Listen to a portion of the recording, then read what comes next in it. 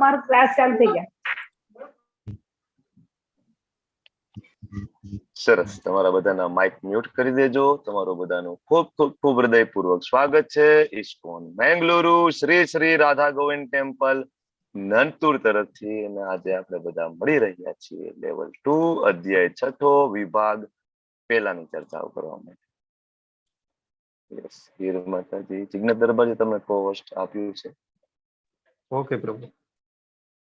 તો શરૂઆત કરતા પહેલા શ્રી શ્રી રાધા ગોવિંદજીના ચરણોમાં વંદન કરીએ. ખૂબ જ ભાવપૂર્વકની પ્રાર્થનાઓ મંગલાચરણથી શરૂઆત કરીશું. ભગવાનના પરમ ભક્ત શીલ પ્રભુપાદજી જય પતાકા સ્વામીજી મહારાજ પરમ કૃપાળુ નામાનિષ્ઠ દાસ પ્રભુજીના ચરણોમાં વંદન કરીએ. તમને ખૂબ ભાવપૂર્વક પ્રાર્થના કરીએ કે લેવલ 2 ના જે સેશન ચાલી રહ્યા છે 5 અધ્યાય આપણે પૂર્ણ કરી ચૂક્યા છીએ. 6ઠા અધ્યાયમાં આજે આપણે પ્રવેશ કરવા જઈ રહ્યા છીએ. આજે ઓલમોસ્ટ ભગવદ ગીતાનો જે પહેલો વિભાગ છે કર્મયોગના જે અધ્યાય છે આજે પૂર્ણ થશે.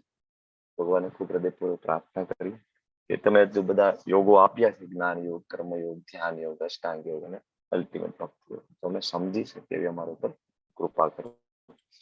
ઓમ અજ્ઞાનતિમિરાંધસ્ય જ્ઞાનાજન શલાકયા ચક્ષુરુન્મિલિતમ યેન તસ્મૈ શ્રી ગુરુવે નમઃ.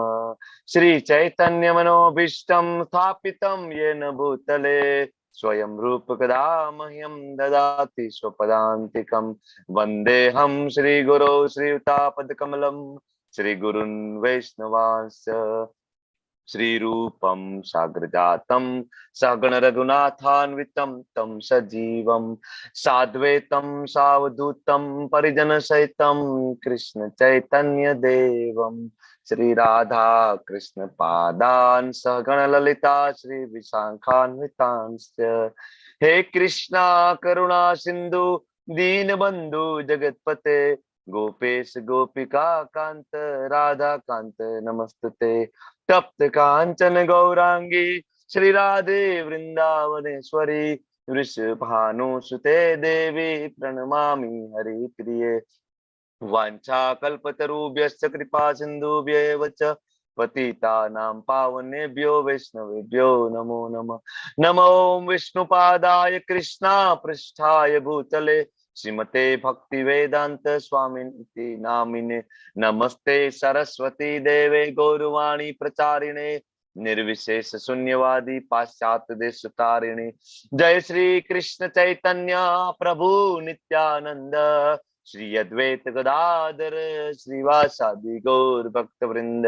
હરે કૃષ્ણ કૃષ્ણ કૃષ્ણ હરે હરે હરે રામ રામ રામ હરે હરે. હરે કૃષ્ણ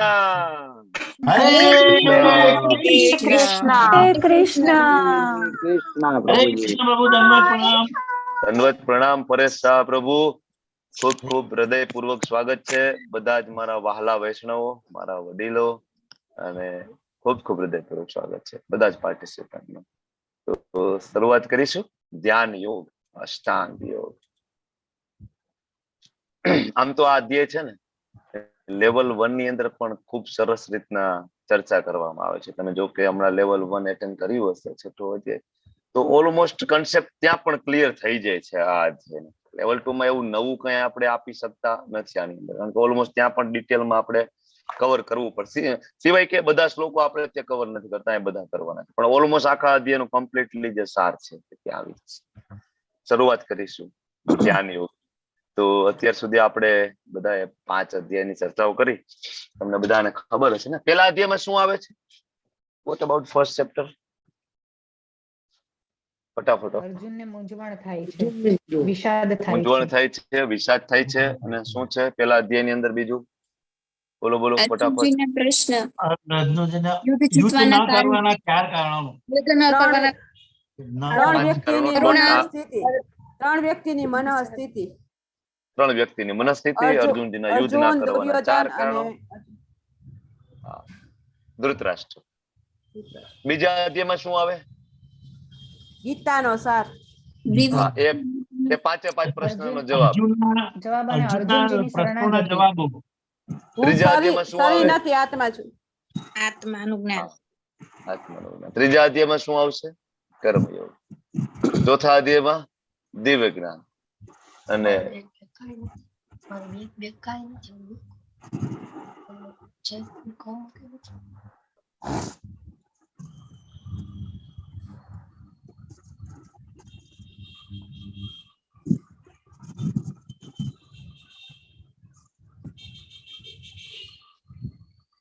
ચોથા અધ્યાયમાં દિવ્ય જ્ઞાન, પાંચમો અધ્યાય કૃષ્ણ ભાવના યુક્ત કર્મયોગ અને હોસ્પિટલની ચાવી. તો એ પૂર્ણ કરી અને આજે આપણે છઠ્ઠા અધ્યાયમાં પ્રવેશ કરીએ છીએ. છઠ્ઠા અધ્યાયને લેવલ 2 ની અંદર 6 અલગ અલગ વિભાગની અંદર વહેંચવામાં આવ્યા છે. એમાં પહેલા વિભાગની અંદર આપણે પ્રવેશ કરી અને 1 થી 4 શ્લોકો આની અંદર આપણે કવર કરવાના છીએ. હવે પહેલા શ્લોકમાં ભગવાન બહુ ક્લિયરલી કહે છે અનાસક્તિ વિશે, જે અત્યાર સુધી ચર્ચા. અનાસક્તિ ક્યારે આવે? આ પ્રશ્ન છે તમારા બધા માટે. અનાસક્તિ આવે ક્યારે? આસક્તિ ક્યારે નાખે બધી વસ્તુ? ભગવાનને સરેન્ડર કરી દઈએ. હું ઓનર છું, હું કંટ્રોલર છું, એ ભાવ જતો ગયો અને હું દાસ છું એ ભાવ આવે તે. ઓકે, ખૂબ સરસ. બોલો બીજું. પ્રભુને કૃષ્ણ ભાવનામાં પ્રીતિ થાય ત્યારે. કૃષ્ણ ભાવનામાં પ્રીતિ થાય પ્રીતિ થાય ત્યારે. ત્યારે. પછી શરણાગતિ. શરણાગતિ થાય ત્યારે. પછી ભગવાન પછી? તમે જ મારા છો એવી તમે- શરણાગતિ કે તમે જ તમે જ છો. મહારાજ છો. તમે જ. મતલબ શરણાગતિ. જ્યારે હું ચલો શરીર નથી પછી? આત્મા છું એવું જ્ઞાન થાય ને પ્રભુજી ત્યારે. હરી હરે બોલ. કૃષ્ણ પ્રભુજી. અહીંથી શરૂઆત થાય હરે actually. કૃષ્ણ પ્રભુજી. હરે કૃષ્ણ બાપુ બોલો. પ્રભુજી ઇન્દ્રિય ઉપર કંટ્રોલ કરીએ ને, નિયંત્રણ કરીએ છીએ. ખૂબ સરસ. બધાના જવાબ સાચા છે. પરફેક્ટ જવાબ છે એકદમ.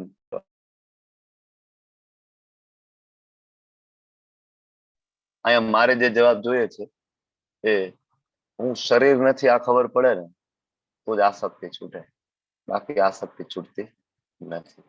બરાબર, સૌથી ઇમ્પોર્ટન્ટ વસ્તુ.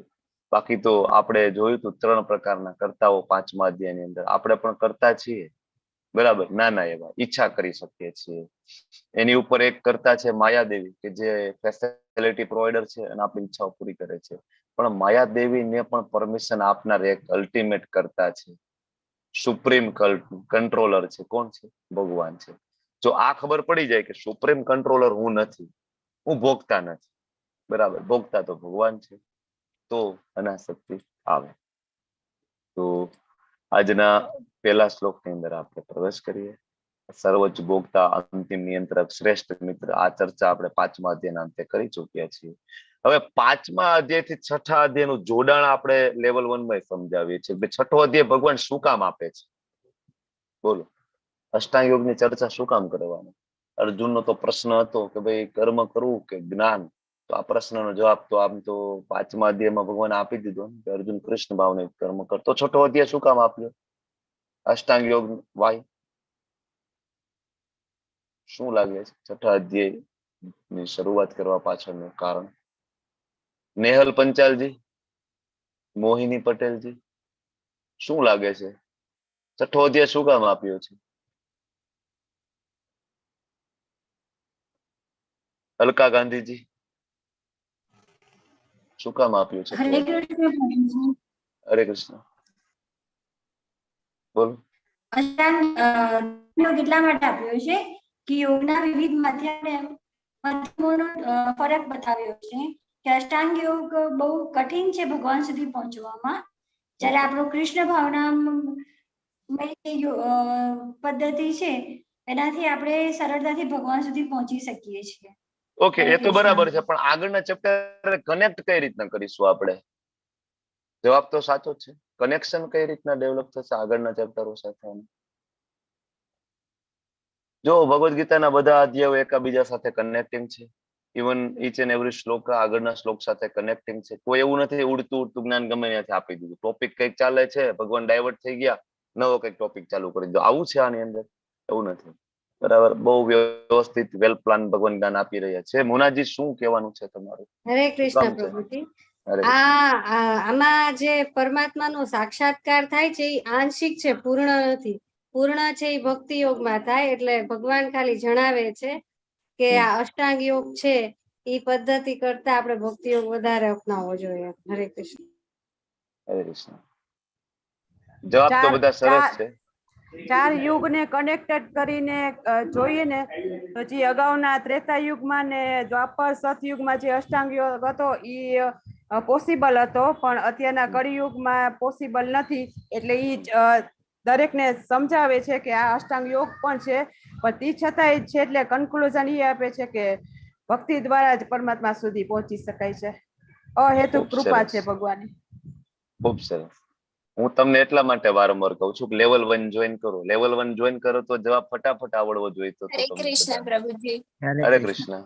હરે હા, કૃષ્ણ. બોલો. ભગવાને આગળના અધ્યાયમાં અર્જુનને કીધું છે કે ભગવાનને પ્રાપ્ત કરવા એક તો ભક્તિ યોગ અથવા તો ધ્યાન યોગ. તો અર્જુનજી પૂછે છે કે ધ્યાન યોગ એટલે એમનું એક્સપ્લેનેશન માટેનો છે.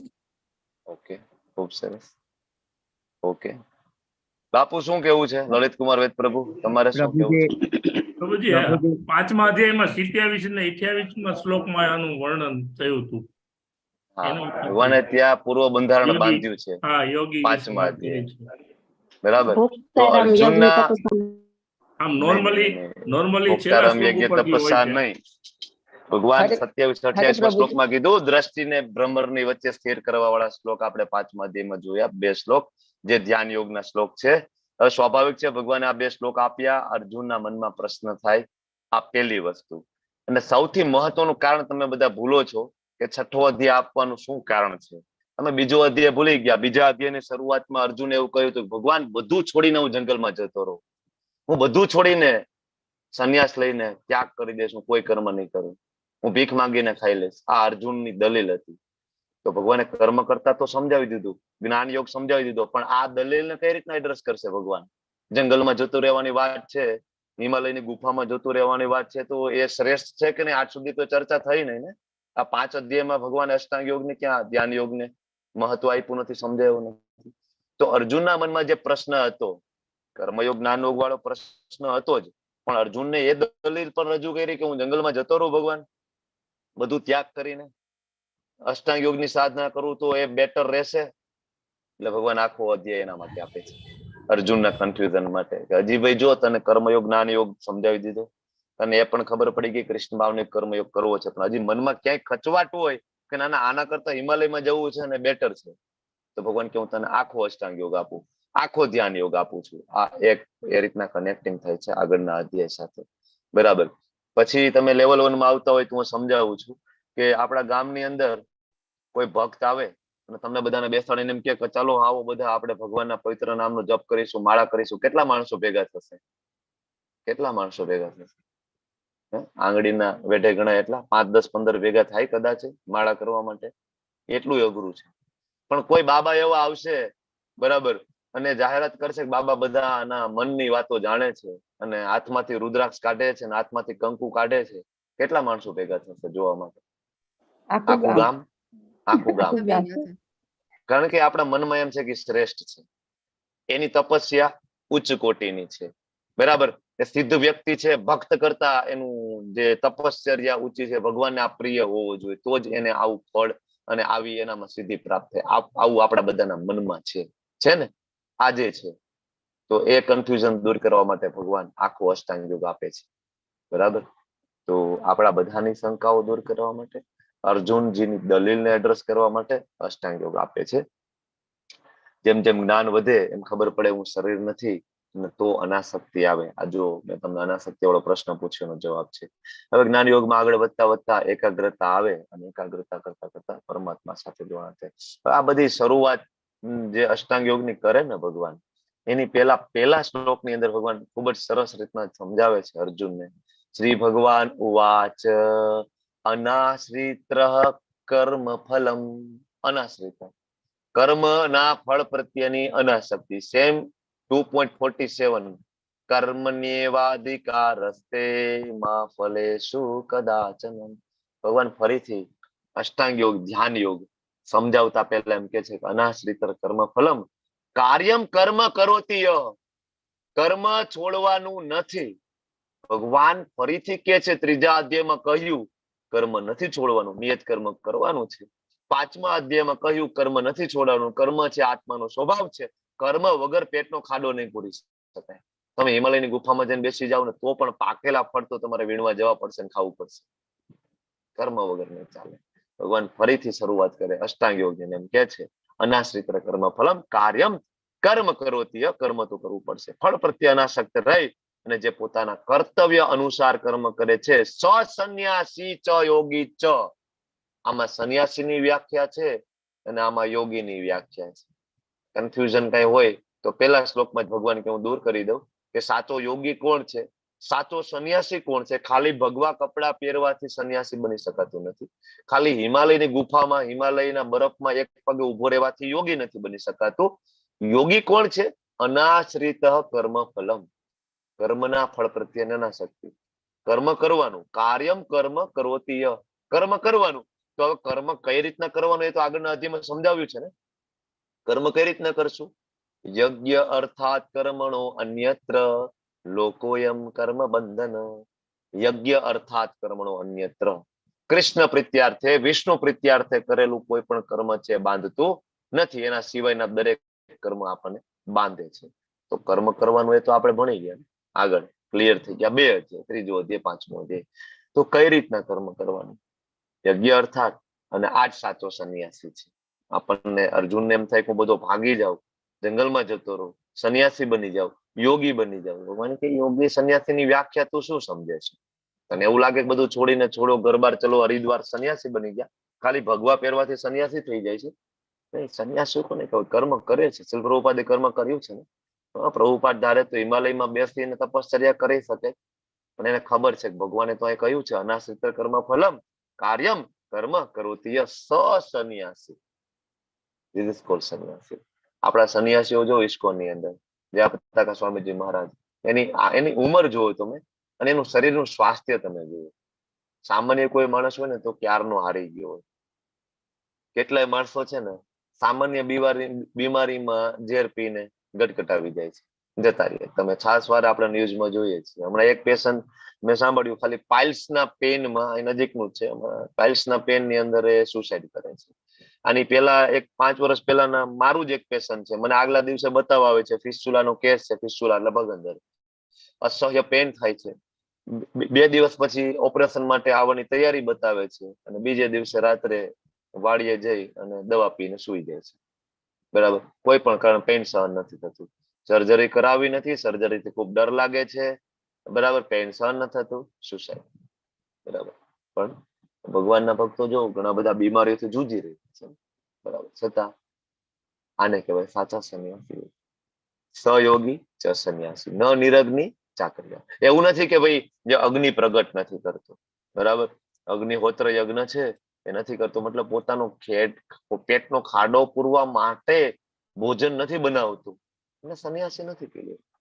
મધુકરી કરવાની સંન્યાસીઓ માટેનો અધિકાર છે, અને ગૃહસ્થોએ સંન્યાસીઓને જમાડવું, સંન્યાસીઓની સેવા કરવી એ ગૃહસ્થોની ફરજ છે. પણ કેવો સંન્યાસી કેવો હોવો જોઈએ? સંન્યાસીની વ્યાખ્યા પેલા શ્લોકમાં છે, કાર્યમ કર્મ કરોતિ.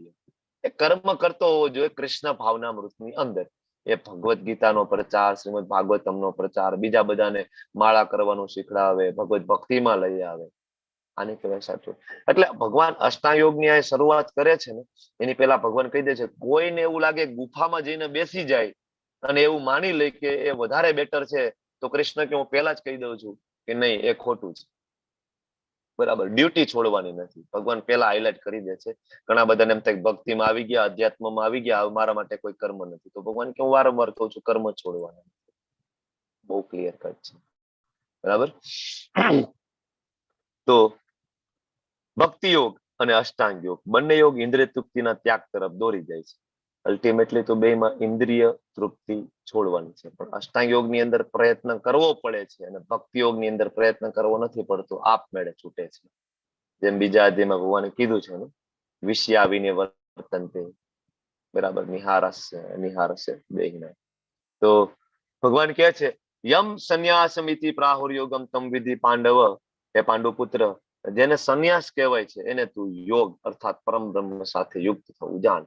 એટલે આ યોગની વ્યાખ્યા પહેલી. યોગ એટલે હવે આખી ભગવદ ગીતામાં ક્યાંય યોગ આવે તો હંમેશા સમજવાનું કે ભક્તિ યોગની વાત થઈ રહી છે.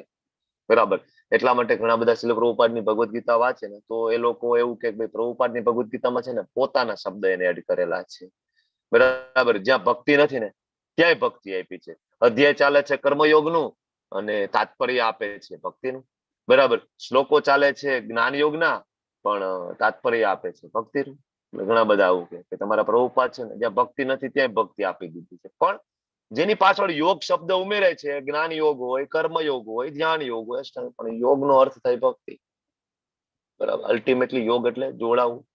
એટલા એ કે છે કે પાંડુપુત્ર જે સંન્યાસ કહેવાય છે તેને તું યોગ અથવા પરમ બ્રહ્મ સાથે યુક્ત થવું જાણ, કારણ કે ઇન્દ્રિય તૃપ્તિ માટેની ઈચ્છાનો ત્યાગ કર્યા વિના કોઈ મનુષ્ય કદાપી યોગી થઈ શકતો નથી. મોસ્ટ ઇમ્પોર્ટન્ટ છે, મોસ્ટ ઇમ્પોર્ટન્ટ. ઇન્દ્રિય તૃપ્તિની ઈચ્છાનો ત્યાગ કરવો પડે.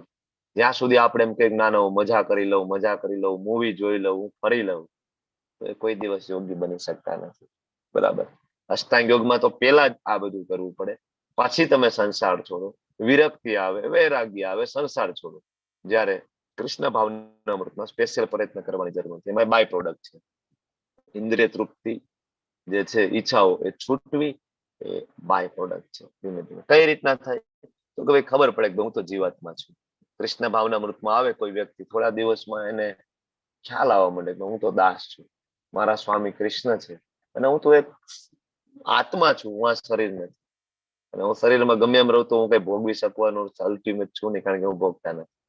બરાબર. તો ખબર પડી જાય તો ઓટોમેટિક ઇન્દ્રિય તૃપ્તિની ઈચ્છાઓ છૂટી જાય છે.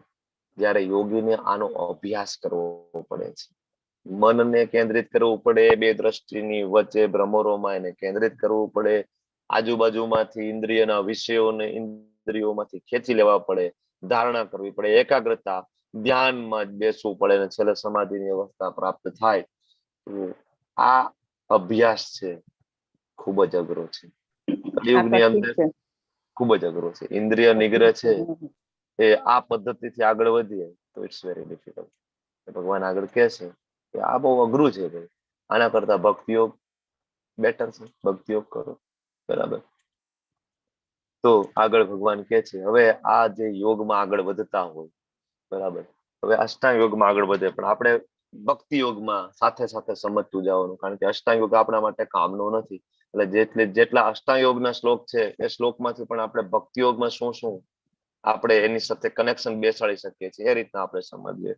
તો અહીંયા પહેલી વાત છે યોગા રુરુક્ષુ. યોગા રુરુક્ષુ એટલે કે જે નવોદિત ભક્તો છે, જે નવા ભક્તો છે. તો ભગવાન કે છે કે અષ્ટાંગ યોગમાં નવોદિત સાધક હોય ને એના માટે કર્મ એ સાધન કહેવાય છે, અને યોગમાં ઉન્નત થયેલા મનુષ્ય માટે સર્વ ભૌતિક કાર્યોનો ત્યાગ એ સાધન છે. બે અવસ્થા છે, યોગા રુરુક્ષુ અને યોગા રૂઢ.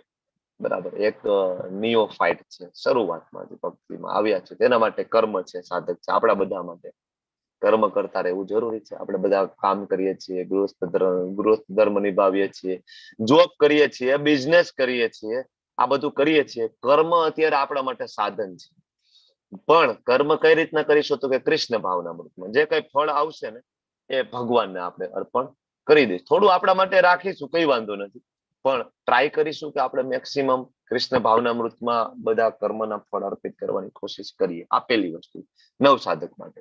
પણ જે લોકો યોગમાં ઉન્નત છે, જે અલ્ટિમેટલી યોગા રૂઢ થઈ ગયા છે, જે સ્પિરિચ્યુઅલ લેવલ ઉપર ખૂબ જ આગળ વધી ચુક્યા છે, આવા માણસો માટે સંપૂર્ણ સર્વ ભૌતિક કાર્યોનો ત્યાગ. કાર્યોનો ત્યાગ એટલે એવું નહીં કે ભાઈ છોડો ઘરબાર ચલો હરિદ્વાર, ભૌતિક કાર્યોનો ત્યાગ છે. બરાબર. પછી ધીમે ધીમે પોતાનો ભૌતિક કાર્યક્રમ ઓછો કરતો જાય. પેલા 8 કલાકની જોબ હોય તો એવો પ્રયત્ન કરે કે ક્યાંય મને 4 કલાકની જોબ મળે એવું છે, મારી સેલરી ભલે 30,000 હોય પણ મને ત્યાં 20,000 આપે છે, મારું 20,000 માં ગુજરાન ચાલી જાય એમ છે આરામથી, મારી નીડ એટલી બધી છે ને, તો 20,000 પણ મારે 4 કલાક કામ થાય તો મારે બાકીના 20 કલાક વધે એમ છે, તો હું કઈ રીતના વધારે ઇન્વેસ્ટ કરું, બાકીનો મારી પાસે ટાઈમ વધે છે તો એને કૃષ્ણ ભાવનારૂઢ કર્મમાં કઈ રીતના કન્વર્ટ કરી દઉં. જેમ જેમ જેમ જેમ યોગા રૂઢ થતો જાય ત્યારે આવા વિચાર આવે. સ્પિરિચ્યુઅલ પ્લેટફોર્મ ઉપર જેમ જેમ આપણે આગળ વધતા જાય ત્યારે આપણે ભૌતિક કાર્ય જે છે ધીમે ધીમે ઓછું કરતા જાય અને સ્પિરિચ્યુઅલ લેવલ ઉપર આગળ વધતા જાય. કર્મ તો કરવાનું જ છે. આત્માનો સ્વભાવ કર્મ છે, આપણને ખબર છે.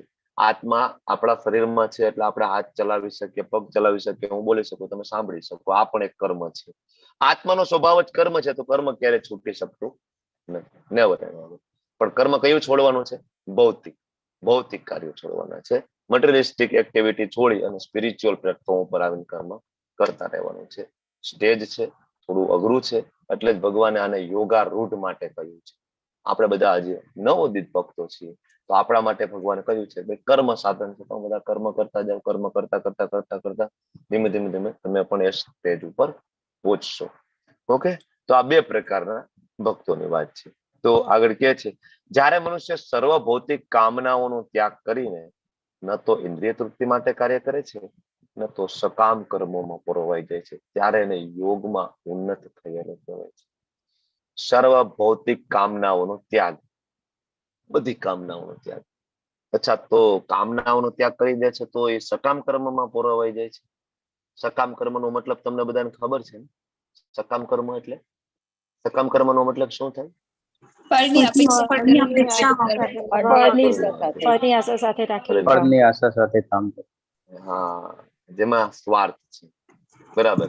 તો હવે ભૌતિક કામનાઓનો ત્યાગ કરી દીધો છે. શું કામ? તો કે ભાઈ આ જગતમાં તો કઈ ભોગવવા ના મળ્યું, બરાબર, ના એવું ફેમિલી મળ્યું, નો એટલે કે આર્થિક પરિસ્થિતિ પણ સારી થઈ, નો એવા દેશમાં જન્મ થયો જ્યાં ઈચ્છા હતી, બરાબર, નો એવું કુળ, નો એવો જાતિ ધર્મ કઈ પ્રાપ્ત થયો નહીં. તો કે હવે શું કરીએ? તો કામ કરીએ, નેક્સ્ટ બર્થ માટેની તૈયારી કરીએ. નેક્સ્ટ બર્થ માટે હવે આપણે એવા યજ્ઞ કરીએ જે વેદોમાં વર્ણન છે, કે જેમાં સ્વર્ગની અપ્સરાઓ પ્રાપ્ત થાય, ભૌતિક સુખો પ્રાપ્ત થાય, બરાબર, આવું કંઈક કરીએ. તો આવું કરે છે સકામ કર્મ. ભગવાન કે ના ના, યોગારૂઢ હોય એ નથી કરતો, ભૌતિક કામનાઓનો ત્યાગ કરી દે છે, ઇન્દ્રિય તૃપ્તિ માટે કાર્ય નથી કરતો, સકામ કર્મોમાં એ પોરવાતો નથી. એવું નથી કે યોગમાં ઉન્નત થઈને પછી સકામ કર્મમાં પોરવાઈ જાય. આપણે આજુબાજુમાં તમે જોવો ને, આના ઉદાહરણો છે ને ઢગલાબંધ છે. બરાબર, સંસાર છોડી દીધો, પત્ની, બાળકો, બિઝનેસ બધું છોડી દીધું, હિમાલયમાં જતા રહ્યા, કાશીમાં જતા રહ્યા, ઋષિકેશમાં જતા રહ્યા, બધું બરાબર, તપસ્યા થઈ, થોડી ઘણી કદાચ સિદ્ધિ પ્રાપ્ત થઈ, ના થઈ, ને પછી ત્યાંથી પાછા આવ્યા. પછી તો કે અખાડા ખોલ્યા. અખાડા ખોલીને હવે શું કરવાનું? તો કે હવે માનવ સેવા એ પ્રભુ સેવા, હવે બીજું કઈ નહીં. હવે વૃક્ષો વાવીશું, ધાબળા ઉડાડીશું, ગરીબોને અન્ન આપણે આપીશું. શું કામ? તો કે ભાઈ નમો નારાયણ, બરાબર, દર્દી નારાયણ છે, ગરીબ નારાયણ છે, દરિદ્ર નારાયણ છે. આવું શું કામ થયું ભાઈ? હિમાલયની ગુફામાં જઈને એ કન્વિક્શન ના આવ્યું કે નારાયણ નારાયણ છે, જીવ એ જીવ છે? આવું કન્વિક્શન શું કામ ના આવ્યું? તો કે ભક્તિ નહોતી. ભક્તિ ના થઈ એટલે એ ખબર જ ના પડી. ત્યાં બ્રહ્મની ઉપાસના કરી, નિરાકાર બ્રહ્મની ઉપાસના, બરાબર, પદ્માસનમાં બેસીને ઓમ કરીને ઘણો સમય બેઠા, ભગવાન પ્રાપ્ત ના થયા, ભગવાને ક્યારેય દર્શન આપ્યા? It is very difficult. ખૂબ ખૂબ ખૂબ ખૂબ ખૂબ આ યોગ અઘરો છે. હિરણ્યકશિપુ 33,000 વર્ષ સુધી તપસ્યા કરી, 2 અંગૂઠા ઉપર ભાઈ ઉભા રહ્યા, 2 હાથ ભાઈએ ઊંચા રાખ્યા, મોઢું ઊંચું રાખ્યું, સતત બરાબર ઉપાસના કરી, બ્રહ્માજીની કન્ટિન્યુઅસ ઉપાસના, ઘોર તપસ્યા કરી, માન બ્રહ્માજીના દર્શન થયા, ને તોય મનોવાંછિત ફળ તો પ્રાપ્ત ના થયું. બરાબર, કારણ કે આ બહુ ડિફિકલ્ટ છે કે આ યોગ દ્વારા કૃષ્ણ પ્રાપ્ત થાય, બહુ અઘરું છે. નરસિંહ મહેતાને પ્રાપ્ત થઈ ગયા. નરસિંહ મહેતાને કઈ હિમાલયમાં જવું ના પડ્યું. આ 500 વર્ષ પહેલાની વાત છે. નરસિંહ મહેતાને પ્રાપ્ત થઈ ગયા. વારંવાર દ્વારકાધીશ આવે, વારંવાર કૃષ્ણ આવે. ભક્ત બોડાણાજીને પ્રાપ્ત થઈ ગયા. આપણા બધા આચાર્ય ષડગોસ્વામી ગણ બધાને ભગવાન પ્રાપ્ત થઈ ગયા. બરાબર, કોઈ અષ્ટાંગ યોગની સાધના કરી નથી.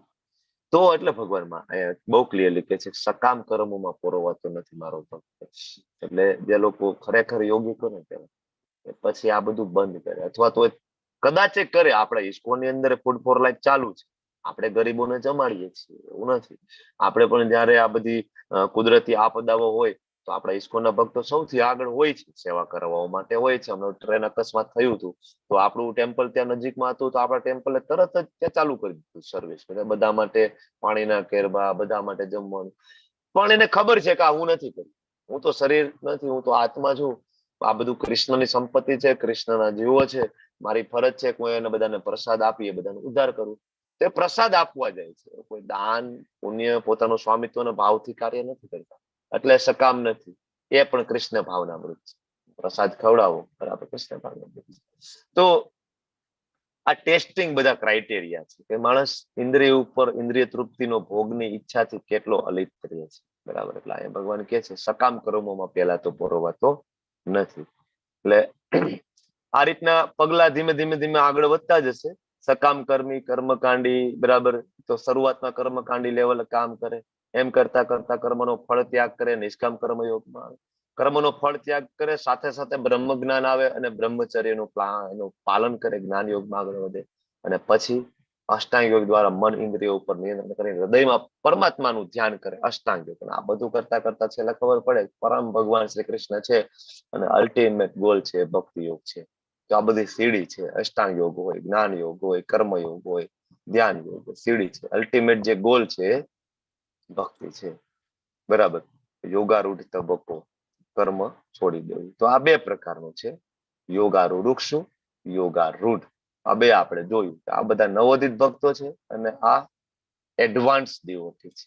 ઓકે, તો હવે ભગવાન 5મા શ્લોકની અંદર કે છે ઉદ્ધરેદાત્મના આત્માનમ ન આત્મનમ અવસાદયે.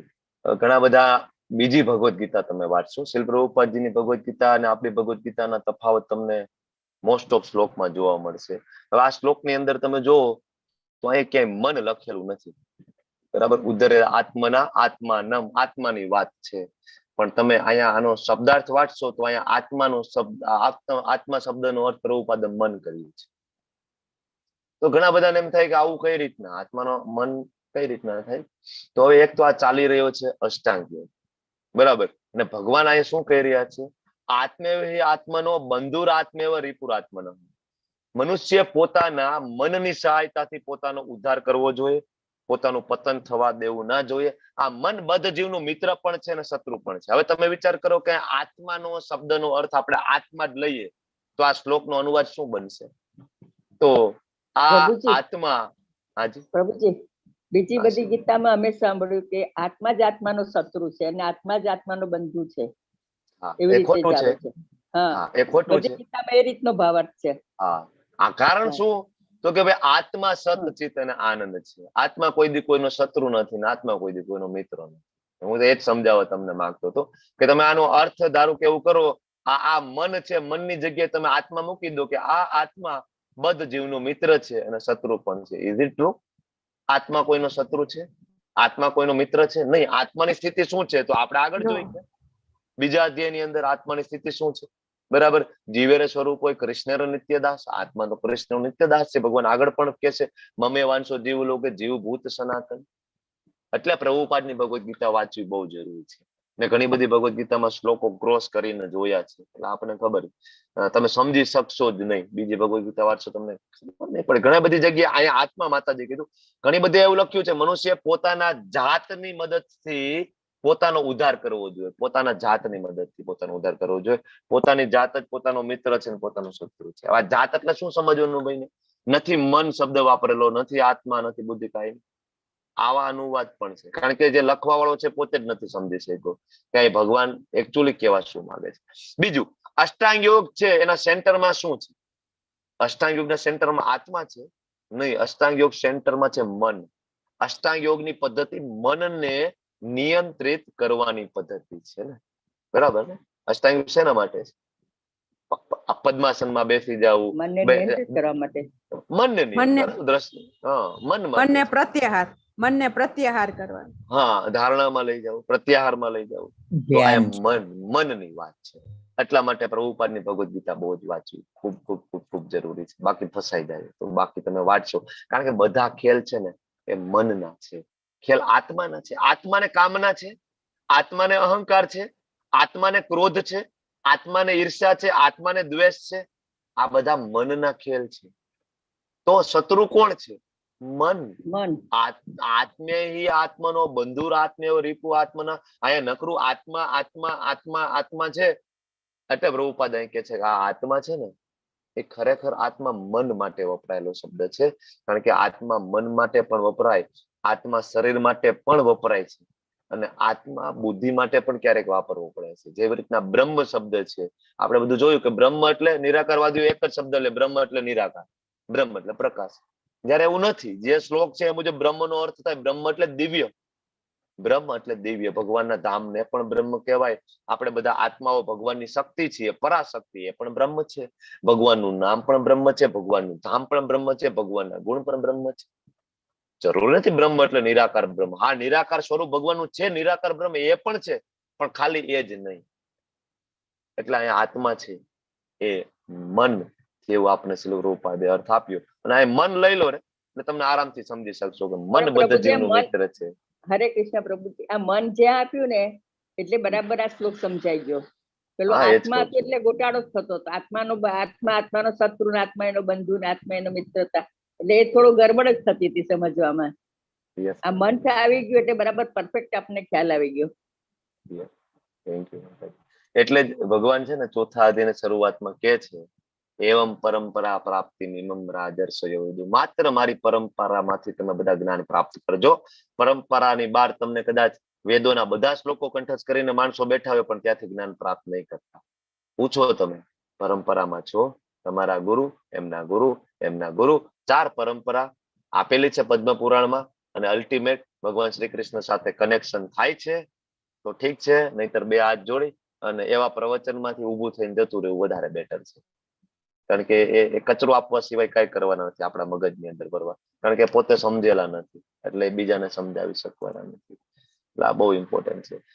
ઇવન શ્રીલ પ્રભુપાદ ખાલી આ મન એવો અર્થ કરે છે ને તો ઘણા બધાને એમ થાય કે અહીં શું કામ આવો અર્થ કર્યો. એટલે તમે જોજો આ જે શ્લોક છે ને એનું તાત્પર્ય વાંચજો તો શ્રીલ પ્રભુપાદ એમાં અમૃત ઉપનિષદનો રેફરન્સ આપે છે. ઘણા બધા વેદાંતિઓ હોય ને બધાને પેટમાં દુખાવો પડે કે આત્માનો અર્થ મન શું કામ કર્યું, તો પ્રભુપાદ એમાં અમૃત ઉપનિષદનો શ્લોક મૂકે છે. મન એવ મનુષ્યાણામ કારણમ બંધ મોક્ષયો બંધાય વિષયાંગો મુક્તે નિર્વિષય મન. ત્યાં મન લખેલું છે ઉપનિષદની અંદર કે મન જ છે એ મનુષ્યના બંધનનું કારણ છે, મન જ એના મોક્ષનું કારણ છે. બરાબર, ઇન્દ્રિય વિષયોમાં મગ્ન થયેલું મન છે બંધનનું કારણ છે. અને ઇન્દ્રિય વિષયોમાંથી જો મન વિરક્ત થઈ જાય તો એનો મિત્ર છે. ક્યાંથી પ્રભુપાદ ઉપાડી એવા છે ઉપનિષદમાંથી. આત્માનો અર્થ પ્રભુપાદે શું કર્યો? મન. ખોટું છે? ઉપનિષદમાં જ આપેલું છે. ઉપનિષદ એટલે શું છે? વેદોનો ભાગ છે. બરાબર, એટલે ઘણા બધા પ્રભુપાદની ભગવદ ગીતા વાંચે અને એવું કે ના ના આ તો ઠીક છે, પ્રભુપાદે બધા પોતપોતાના શબ્દ વાપરે. પ્રભુપાદ બહુ ક્લિયરલી કહે છે. પ્રભુપાદ જયારે પ્લેનમાં મુસાફરી કરતા ને તો પોતાની ભગવદ ગીતા વાંચતા, પોતાના બુક્સ વાંચતા. તો ઘણા બધાને પૂછતા કે પ્રભુપાદ તમે જ આ બુક લખી છે તમે કેમ વાંચી રહ્યા છો? ત્યારે પ્રભુપાદ કહેતા હતા કે આ બુક છે ને મેં નથી લખેલી છે, ભગવાન શ્રી કૃષ્ણએ મારા ખંભા ઉપર હાથ મૂકીને મને લખાવેલી છે. બધી બુકો આ ડિક્ટેટ એમને કરાવેલી છે, બધા જ શબ્દ એમના છે. એટલે હું ફરીથી વાંચું છું કારણ કે આ શબ્દ મારા નથી. અને એનું પ્રમાણ છે કે આખા વિશ્વમાં આ એકમાત્ર એવી ભગવદ ગીતા છે જે વાંચીને માણસોના જીવન છે એ બદલાઈ ગયા છે, પરમ પવિત્ર માણસો થયા છે.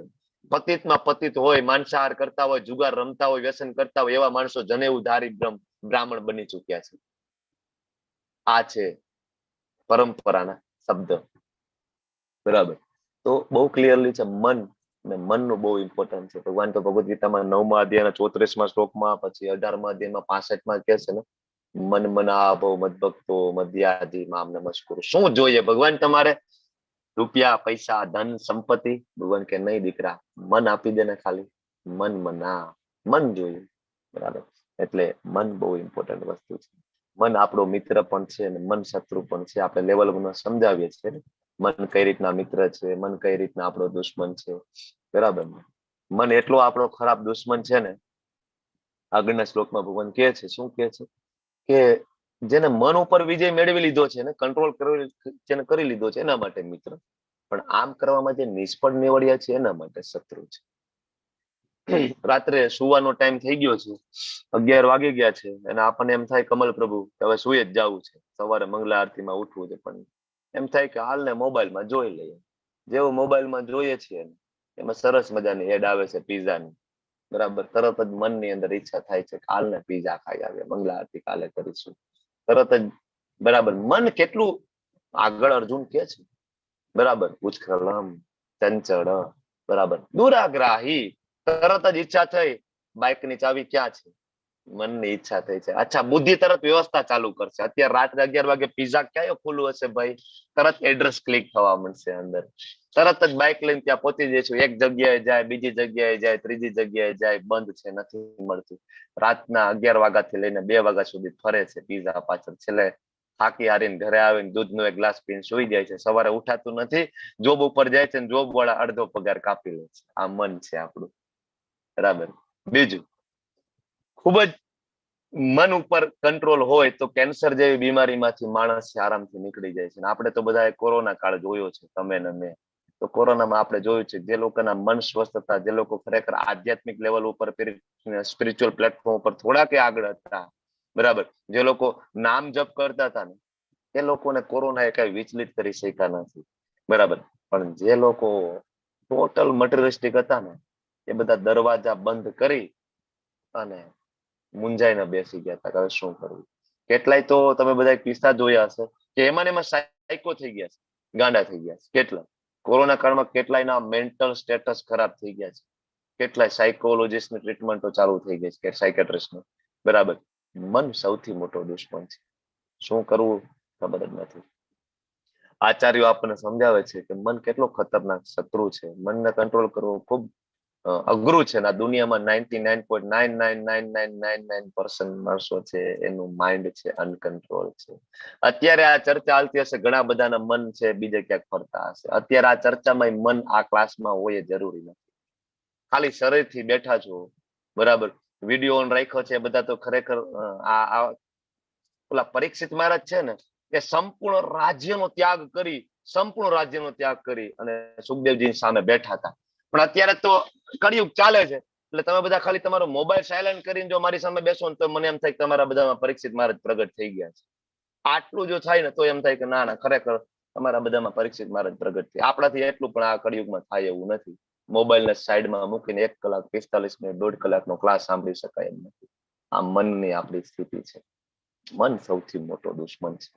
પ્રિયજનનું મૃત્યુ થાય, જો છોડીને જતું રહે ને તો એના ચિંતામાં આપણે પોતાને હાર્ટ એટેક આવી જાય ને આવી પરિસ્થિતિ આપણે સમાજમાં વારંવાર જોઈએ છીએ. વારંવાર પોતાના હાર્ટના પ્રોબ્લેમ થઈ જાય, સ્ટ્રેસ, ડિપ્રેશનમાં ડૂબી જાય. મન કમ્પેર કરેલું છે વાંદરા સાથે, અને એવો વાંદરો છે કે જેને દારૂ પીવડાવેલો છે અને દારૂ પીધો છે, સાથે સાથે એને વીછી કડી ગયેલો છે, સાથે સાથે એને ભૂત વળગી ગયેલું છે. આવો વાંદરો ઉપનિષદમાં મનને આની સાથે કમ્પેર કરેલું છે. વાંદરો ઓલરેડી ચંચળ હોય, એમાંય ભાઈ દારૂ પીધો છે, એમાંય ભાઈને વીછી કડી ગયો છે, વીછી કડીને માથે ભૂત વળગી ગયું છે. આ આપણું મન છે. ખૂબ જ અઘરું છે. મનને કંટ્રોલ કરવું ખૂબ અઘરું છે. મનનો નિગ્રહ કરવાની કોશિશ મનને વશ કર્યા વગર તો શક્ય નથી. અષ્ટાંગ યોગમાં આગળ વધવું તો આપણા માટે શક્ય છે. અષ્ટાંગ યોગમાં આગળ વધવું એટલે આચાર્ય બહુ ક્લિયરલી કહે છે this is waste of time. કળિયુગની અંદર તમે એવો વિચાર કરો કે હું સવારે 4 વાગે ઉઠી મેડિટેશન કરીશ, પદ્માસનમાં બેસી અને આંખ બંધ કરીને બેસી, ઓ થઈ જશે. આંખ બંધ કરીને બેસો, 8 વાગે ઉઠશો સીધા, એમ થશે કે મસ્ત યોગા થઈ ગયા. પછી ખબર પડે કે તો ઊંઘી ગઈ હતી અથવા ઊંઘી ગયો હતો.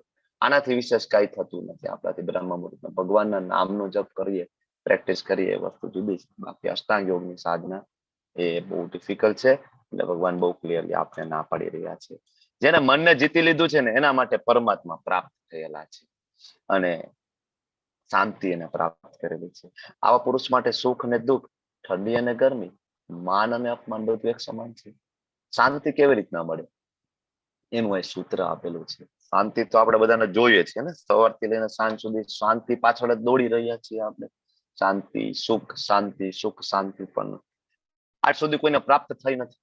કોઈને કઈ કોઈકના સાસુ સાથે પ્રોબ્લેમ છે, કોઈને વહુ સાથે પ્રોબ્લેમ છે, કોઈને પતિ સાથે પ્રોબ્લેમ છે, કોઈને એમના દીકરાઓ સાથે પ્રોબ્લેમ છે, કોઈને માતા પિતા ગમતા નથી, કોઈને આર્થિક પરિસ્થિતિ સારી નથી, કોઈને શરીર સાથ નથી આપતો, કોઈને પોતાના આકર્ષક મતલબ એના લુક પ્રત્યે નથી એટલો સંતોષ, બરાબર, સંતોષ નથી આપણને.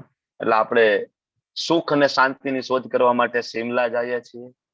ઓછા પૈસા હોય તો આબુ જઈએ છીએ, બરાબર. વધારે પૈસા હોય તો થાઈલેન્ડ, બેંગકોક, ફ્રાન્સ, પેરિસ જઈએ છીએ, બરાબર. થોડા ઓછા પૈસા હોય તો લોકલ પાર્લરમાં જઈએ છીએ. એનાથી વધારે પૈસા હોય તો બ્રાન્ડેડ પાર્લરમાં જઈએ છીએ. એનાથી વધારે પૈસા હોય તો કોસ્મેટિક સર્જરી કરાવવા જઈએ છીએ. આપણને એવું લાગે છે કે કરવાથી આપણને શાંતિ અને સુખ પ્રાપ્ત થઈ જશે. પણ ભગવાન કહે છે મનને જીતાઈ જાય ને તો પરમાત્મા પ્રાપ્ત થાય, પરમાત્મા પ્રાપ્ત થાય તો શાંતિ પ્રાપ્ત થાય. આ એમ સૂત્ર છે. બાકી શક્ય નથી. તમે શાંતિની શોધ કરી લો, આજ સુધી કોઈને પ્રાપ્ત થઈ નથી. વેરી ડિફિકલ્ટ, બરાબર, વેરી ડિફિકલ્ટ છે. કારણ કે જ્યારે કોઈ વ્યક્તિ ઇન્દ્રિયોનો દાસ હોય તો બીજા કોઈનો દાસ બની નથી શકતો. આપણે બધા કેવા છે? ઇન્દ્રિયોના દાસ છે. હવે તમે દાસ હોય ને તમે એવું કહો કે મારા શાંતિ જોઈએ છે તો શક્ય નથી. દાસ હોય એને ક્યાંથી શાંતિ મળે? હા, દાસ કૃષ્ણના હોય તો વસ્તુ જુદી છે, પણ માયાના દાસ બનીને શાંતિ કેમ પ્રાપ્ત થશે? અઘરું છે. પણ જેને મનને જીતી લીધું છે, જેનું ધ્યાન પરમાત્મામાં ફિક્સ થયું, એને સુખ દુઃખ ઠંડી ગરમી બરાબર એને કોઈ ફરક પડતો નથી. જ્યારે કોઈ જ્ઞાન અને આત્મ સાક્ષાત્કારમાં સ્થાપિત થાય, હવે થોડો ક્રાઇટેરિયા ધીમે ધીમે આગળ વધતો જાય છે. અષ્ટાંગ યોગીની જ બધી વાત થાય છે, એટલે ધીમે ધીમે એનું જે ટેસ્ટિંગ ક્રાઇટેરિયા છે થોડો આગળ વધતો જાય. આગળ પેલા એમ કહ્યું કે ભાઈ સકામ કર્મ નથી કરતો, બરાબર. પછી ધીમે ધીમે આગળ આવતા જાય, ક્રાઇટેરિયા ધીમે ધીમે વધતા જાય છે. હવે ભગવાન એમ કે છે મનુષ્ય જયારે મેળવેલા જ્ઞાન તથા સાક્ષાત્કાર દ્વારા પૂરેપૂરો સંતુષ્ટ થઈ જાય ને, અને ત્યારે તે આત્મ સાક્ષાત્કારમાં સ્થાપિત થયેલો તથા યોગી કહેવાય. અચ્છા, યોગી જે હોય અધ્યાત્મમાં સ્થિત હોય એને જીતેન્દ્રિય હોય છે, સર્વ વસ્તુઓને એક સમાન માને છે. એની દ્રષ્ટિએ કાકરા હોય તોય ભલે, પથ્થર હોય તોય ભલે, અને સુવર્ણ હોય તોય ભલે, કારણ કે એને સંતોષ થઈ ગયો, એને શાંતિ પ્રાપ્ત થઈ ગઈ આગળના શ્લોકમાંથી. બરાબર, ક્યાંથી પ્રાપ્ત થઈ? તો એને ખબર પડી ગઈ કે ભાઈ હું શરીર નથી, હું તો આત્મા છું, અને જીવેર સ્વરૂપ હોય કૃષ્ણ નિત્યદાસ. જે કઈ છે બધું કોનું છે? તો કે ભાઈ 7મા અધ્યાયમાં પરા અને અપરા શક્તિ આવે છે, અને જે કઈ છે બધું કૃષ્ણનું છે, મારું તો કઈ છે. બરાબર, તો એ ઇન્દ્રિયને રાજા એવા મનને જીતી લે છે. જયારે મનને કોઈ જીતી લે છે ને, તો બાકીની બધી ઇન્દ્રિયો શરણે આવી જાય છે. તમે અમારા રાજાને જીતી લીધા છે, અમારો રાજા મન છે, મનને જીતી લીધા છે, અમારી શું વિસાદ છે? બાકી બધી ઇન્દ્રિયો તરફ અત્યારે હેઠા મૂકી દે છે. બરાબર, તો સર્વ વસ્તુઓ એક સમાન એને લાગે છે, તો એવું નથી કે આંધળો થઈ જાય છે. એ કાકરા છે, પથ્થર છે, સોનું છે, ફરક નથી ખબર પડતી. એવું છે આંધળો થઈ જાય ભગવદ ગીતા વાંચે તો નહીં ખબર પડે કે માલિકી કોની છે. સોનું હોય, ચાંદી હોય, હીરા હોય, મોતી હોય, માણેક હોય, પથ્થર હોય, ને ખબર છે કે આ બધાની માલિકી કૃષ્ણની છે, ને એક સમાન રીતે મારે કૃષ્ણની સેવામાં લગાડવાની છે. બરાબર, કારણ કે એને પોતાની કોઈ ભોગની ઈચ્છા રહી નથી ને, એટલા માટે. આપણા એવું ના થાય, આપણાથી એવું થાય કારણ કે આપણી ભોગની ઈચ્છાઓ જ છે, આપણી ઇન્દ્રિયો પર બી કંટ્રોલ થયો નથી. જેમ જેમ આગળ વધીએ તો એક ટેસ્ટ આપણા માટે પણ એક સ્ટેજ આવશે કે આપણી પાસે જે કઈ હોય આપણે કૃષ્ણને સમર્પિત કરવાની આપણે તૈયારી બતાવવી. એક ટેસ્ટ છે, પણ એ ક્યારે થાય? હાયર ટેસ્ટ મળે ને તો. બરાબર, હાયર ટેસ્ટ મળે ત્યારે, અને ત્યારે જ આપણે છે ને ખરેખર ભગવાનનું નામ અપરાધ રહિત લઈ શકીએ. શુદ્ધ નામ જપ ત્યારે થશે જ્યારે આપણી ઇન્દ્રિયો છે ને એ શુદ્ધ થશે. એટલે અત્યારે જે થઈ રહ્યું છે ને, ઘણી વાર આપણે જપ કરતા હોય તો આપણું મન નથી લાગતું, મન આપણું ભટકે છે. શું કામ? આપણે ત્યાં નામ અપરાધ કરી રહ્યા છીએ. આપણે નામે કરીએ છીએ, સાથે સાથે આપણા અપરાધે ચાલુ છે. પણ એક તબક્કો આવશે, વોશિંગ કરતા કરતા કરતા કરતા નામા ભાસ થવા મળશે, એમ કરતા કરતા શુદ્ધ નામ જપ થશે. એટલે ભક્તિ રસામૃત સિંધુનો શ્લોક શ્રીલ પ્રભુપાદજી કોટ કરે છે તાત્પર્યમાં કે અત શ્રી કૃષ્ણ નામાદીન ન ભવે તો ગ્રાહ્યમ ઇન્દ્રિય સેવન મુખે જીવાદો સ્વયં એવ પ્રજ્ઞ. કે ભાઈ દૂષિત થયેલી ઇન્દ્રિયો દ્વારા ભગવાનના કૃષ્ણનું નામ, રૂપ, ગુણ, લીલાઓની ચર્ચા નહીં થાય, તમે એને સમજી પણ નહીં શકો. જ્યારે એ ઇન્દ્રિય ધીમે ધીમે શુદ્ધ થશે ત્યારે. એટલા જ માટે આપણે જો લેવલ 1માં જોઈએ છીએ, લેવલ 1માં પાર્ટિસિપન્ટ જોઈન થાય છે, બરાબર, 1 દિવસ 2 દિવસ 3 દિવસ ભાગી જાય છે, નથી સમજી શકતા. અલગ અલગ સંપ્રદાયમાંથી આવે, કોઈ સાંઈબાબાને માનતું હોય, કોઈ સ્વામિનારાયણને માનતું હોય, અલગ અલગ ધર્મ સંપ્રદાયમાંથી આવે. આમ તો ભગવાન દ્વાપર યુગમાં કહીને ગયા છે સર્વ ધર્માન પરિત્યાજ્ય, બરાબર, મામ એકમ શરણમ વ્રજ. ઉલટાનું કળિયુગમાં આપણે તો વધારે ફાટા બનાવીને બેસી ગયા, વધારે સંપ્રદાયો બનાવે, ઓથેન્ટિક સંપ્રદાય સાઈડમાં મૂકીને આપણા પોતાને ચાલુ કરીને બેસી ગયા આપણે. બરાબર, એટલે ચૈતન્યમાં પ્રભુને પ્રગટ થવું પડ્યું આપણા માટે. અને એટલે જ અહીંયા ભક્તિ રસામૃત સિંધુમાં શ્રીલા રૂપ ગોસ્વામીજી લખે છે કે જ્યાં સુધી દૂષિત ઇન્દ્રિયો છે ને, ત્યાં સુધી નામ, રૂપ, ગુણ, લીલામાં તમને રસ નહીં આવે. જો તમને એવું લાગે કે ના મને રસ પડવા માંડ્યો છે, તો સમજવાનું કે ઇન્દ્રિયો તમારી હવે પ્યુરિફાઈ થવાની ચાલુ થઈ ગઈ છે. વોશિંગ પ્રોસેસ છે ખરેખર કારગત નીવડી રહ્યું છે. એટલે માત્ર કોઈ પણ શૈક્ષણિક લાયકાતથી ભગવદ ગીતાને સમજી શકાતી નથી. પ્રભુપાદ તાત્પર્યમાં સમજાવે છે કે નહીં, તમે ડોક્ટર બની જાઓ, એન્જિનિયર બની જાઓ, તમે પીએચડી ડબલ પીએચડી કરી નાખો, તમે ભગવદ ગીતા સમજી જશો, તમે સંસ્કૃતમાં પારંગત થઈ જશો તો ભગવદ ગીતા સમજાઈ જશે? નહીં, that is not possible. Very શરણાગતિ જે પ્રથમ પગથિયું છે એ નથી તમારી અંદર. તમે શરણાગત નથી થયા ભગવાનને, તમે ભગવાનને ભગવાન માનવા તૈયાર નથી. તમે કોઈ બીજાને ભગવાન માનીને તમે એવું માનો છો કે ભગવદ ગીતાને માની લઈશ, સમજી લઈશ. તો નહીં સમજાય, કારણ કે ભગવાન કૃષ્ણ છે, ભગવાને તો ભગવદ ગીતામાં કીધું છે, સેમ વસ્તુ શિવજી કે છે, બ્રહ્માજી કે છે. હવે જેમ જેમ આગળ વધીએ, હવે આ 9મો શ્લોક છે, એકચ્યુઅલી અહીંયા આપેલો છે, 2 જગ્યાએ આપેલો છે. હવે આ ક્રાઇટેરિયા ધીમે ધીમે આગળ, હજી ક્રાઇટેરિયા, ટેસ્ટિંગ ક્રાઇટેરિયા આગળ હતા. શું હતું? તો કે ભાઈ બધું એક સરખું લાગે, સોનું, કાકરા, પથ્થર. અચ્છા, બરાબર છે. હવે આગળ તો ભગવાન કહે છે કે જયારે મનુષ્ય સાચા શુભેચ્છકોને, પ્રિય મિત્રોને, તટસ્થ લોકોને, મધ્યસ્થીઓને, દ્વેષીજનોને, શત્રુઓને, મિત્રોને, પાપીઓને અને પુણ્યાત્માઓને બધાને સમાન ભાવથી જુએ. અરે ભાઈ, આ હરે કૃષ્ણ, આ કઈ રીતના પોસિબલ બને? આ તો બહુ અઘરું ના થઈ ગયું? આ તો કઈક વધારે જ ના થઈ ગયું? ટેસ્ટિંગ ક્રાઇટેરિયા 1 સકામ કર્મ નથી કરતો, ટેસ્ટિંગ ક્રાઇટેરિયા 2 ઇન્દ્રિય તૃપ્તિ છોડી દે છે, ટેસ્ટિંગ ક્રાઇટેરિયા 3 સોના, રૂપા, મોતી, માણેકમાં ફરક નથી લાગતો. ત્યાં સુધી બરાબર હતું, ભગવાન સમજી શકતા હતા. પણ હવે તો તમે એમ કહો છો કે પાપી હોય કે પુણ્યાત્માઓ બધું સરખું. આ તો બહુ અઘરું છે સમજવું, બરાબર. પણ જયારે જયારે જયારે જયારે આગળ આગળ વધતા જાય, બરાબર, ત્યારે આપણને ખબર પડે કે બધાની અંદર આત્મા છે, અને જે કઈ આ કર્મ કરી રહ્યો છે, શરીર આ બધી મગજમારી કરી રહ્યો છે એના પૂર્વજન્મના કર્મના કારણે, તો એને એના ઓરિજિનલ પરમ પિતા નું એડ્રેસ આપીએ, બરાબર. પ્રભુપાદ અમેરિકા ગયા તો બધા અધમથી અધમ હતા. પ્રભુપાદ એવું ના કહ્યું કે આ તો અધમ જીવો છો, આનું શું કામ કૃષ્ણ આપું? ઘણા બધા એવા સંપ્રદાય છે, ઇવન એવા ઘણા બધા વૈષ્ણવ સંપ્રદાય પણ છે, બધાને દીક્ષા નથી આપતા, બરાબર. જોવે છે કયા કુળમાંથી આવો છો, કયા ધર્મમાંથી આવો છો, તમે બ્રાહ્મણ છો કે નહીં, ક્ષત્રિય છો કે નહીં, બધું જોઈને પછી દીક્ષા આપી રહ્યા છે. ત્યારે ઇસ્કોનમાં એવું નથી. ઇસ્કોનમાં ગુણ કર્મ વિભાગ હશે, ગુણ જોવામાં આવે. તમારામાં બ્રાહ્મણના ગુણો ડેવલપ થઈ રહ્યા છે, તમે 16 માળા કરી રહ્યા છો, તમારામાં 4 નિયમોનું પાલન થઈ રહ્યું છે ઘણા લાંબા સમયથી, તમારામાં શરણાગતિનો ભાવ આવે છે, તમે ભગવદ ગીતા ભાગવતમ વાંચો છો, તમે કૃષ્ણને પૂર્ણ પુરુષોત્તમ માનો છો. જયારે આ બધું આવે છે તો એને બ્રાહ્મણ દીક્ષા સુધી પહોંચાડવામાં આવે છે, બરાબર.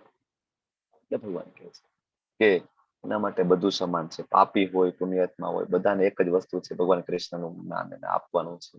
તો આને કહેવાય હજી વધારે ઉન્નત થયેલું.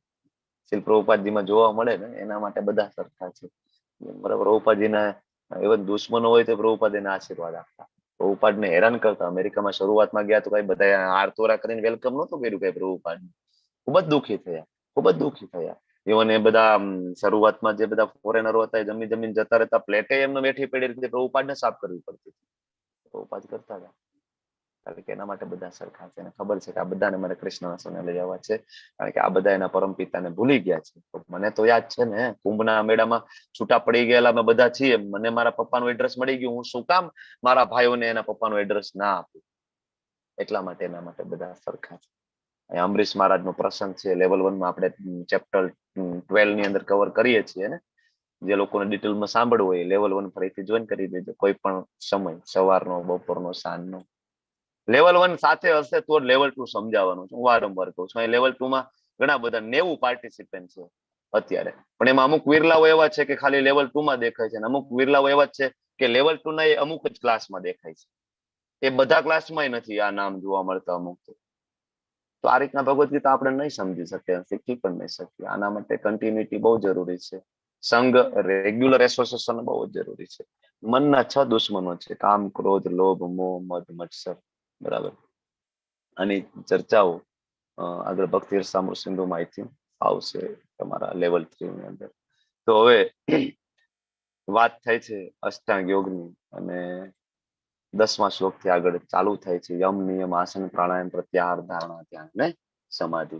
હવે આ કન્સેપ્ટ આપણે લેવલ 1 માં પણ ક્લિયર કરીએ જ છીએ. યમ એટલે શું, નિયમ એટલે શું, પ્રાણાયામ એટલે શું, પ્રત્યાહાર એટલે શું. હવે આ સ્લાઇડે આપણે લેવલ 1 માં લઈએ છીએ. અલગ અલગ પ્રકારના યોગો છે. યોગા અને ટોટલ અભ્રંશ કરી અને એવું લાગે છે કે યોગા એટલે તો ખાલી વેટ લોસ કરવાનું વિજ્ઞાન છે, એવું લાગે છે કે યોગા એટલે ખાલી સ્વસ્થ રહેવાનું વિજ્ઞાન છે, બરાબર. પણ યોગનો ઓરિજિનલ અર્થ જ જવા દીધો છે. આ બધા યોગ કરી રહ્યા છે, આપણે આ બધાથી એટ્રેક્ટ પણ થઈએ છીએ. કુંભના મેળામાં જઈએ, શિવરાત્રીના મેળામાં જઈએ, ઘણા બધા એની ખાલી વાળની જટાઓથી વૃક્ષ ઉપર લટકી રહ્યા હોય છે, અને આપણે ખૂબ એટ્રેક્ટ થઈ રહ્યા છીએ, બરાબર. જો અને એવું લાગે છે કે આ યોગ છે અને આ સાચી તપશ્ચર્યા છે, જયારે ભગવાન તો ના પાડે છે કે શરીરને કષ્ટ આપીને આવી તપશ્ચર્યાઓ યોગનો અભ્યાસ કરવાની કોઈ જરૂર નથી. બિયર યોગા, લઈએ છીએ ને આપણે લેવલ 1 ની અંદર, છઠ્ઠા અધ્યાયની અંદર 8 અંગ ભગવાન સરસ રીતના છઠ્ઠા અધ્યાયના 10મા શ્લોકમાં યમ નિયમ 16 થી લઈને 17મો શ્લોક, જેને ના ખ્યાલ હોય એને આ સ્લાઇડ નો સ્ક્રીનશોટ લઈ લેવો જોઈએ, કારણ કે 8 અંગ ભગવદ્ ગીતાના છઠ્ઠા અધ્યાયમાં ક્યાં આપેલા છે, આમાં શ્લોકના નંબર ટાકેલા છે. જયારે તમે ભગવદ્ ગીતા વાંચવા બેસો તો જે તે શ્લોક નંબર ઉપર તમારે ટાઇટલ મારવું જોઈએ. જયારે 6.10 આવે તો ઉપર પેન્સિલ થી તમારે યમ લખવું જોઈએ ત્યાં, તો જ તમે બીજી વાર વાંચશો ત્યારે કન્સેપ્ટ ક્લિયર થશે કે આ શ્લોક છે યમનો છે. બરાબર. યમ એટલે બાહ્ય શિસ્ત, નિયમ એટલે આંતરિક શિસ્ત, આસન એટલે સમજાવવાની જરૂર નથી, પ્રાણાયામ બ્રીધિંગ એક્સરસાઇઝ, પ્રત્યાહાર ઇન્દ્રિયોને પાછી ખેંચી લે, ધારણા એકાગ્રતા આવે, એકાગ્ર કરીને શું કરવાનું, ધ્યાન લાગી જાય, ધ્યાન લાગે તો અલ્ટિમેટલી શું ગોલ પ્રાપ્ત થાય તો કે સમાધિ. 8 અંગ છે. એમાં આપણે પહેલા અંગ યમ ની અંદર આપણે આગળ વધીએ. ભગવાન કે છે કે અધ્યાત્મવાદીઓ પોતાના શરીર, મન, આત્માને હંમેશા પરમેશ્વરમાં તલીન રાખવા જોઈએ. યોગનો અર્થ એવો નથી હિમાલયની ગુફામાં જવું અને બસ ઈચ્છા પડે એવી પદ્ધતિને વિકસિત કરો, માથું જમીનમાં દાટી દો. આ પદ્ધતિ નથી. ભગવાને શરૂઆતમાં કહી દીધું કે મન, આત્માને પરમેશ્વરમાં તલીન કરો, આ પહેલી ક્રાઇટેરિયા. હવે બીજું શું છે તો કે એકાંત સ્થળે જતા રહે. એકાંત સ્થળે જવું શક્ય છે આપણે કળિયુગમાં આપણા બધા માટે? Very difficult. બરાબર. એકાંત સ્થળે ઘર, પરિવાર, બાળકો, પત્ની કઈ રીતના છોડીને જવું એકાંત સ્થળે? નથી જઈ શકતા, બહુ અઘરું છે. બહુ સાવધાની પૂર્વક મનને હંમેશા વશમાં રાખવું જોઈએ અને કામનાઓથી તથા સંગ્રહ વૃત્તિથી સહિત હોવું જોઈએ. સંગ્રહ વૃત્તિ એટલામાં બધું આવી ગયું. સંગ્રહ વૃત્તિ એટલે અત્યાહાર, અને અત્યાહારનો મતલબ બધું આવી ગયું. અત્યાહાર એટલે વધારે પડતું ખાવાથી લઈને, વધારે પડતું ધન એકઠું કરવાથી લઈને, લોભ કરવાથી લઈને, વધારે પડતી ખ્યાતિ એકઠી કરવાથી લઈને બધું. બરાબર.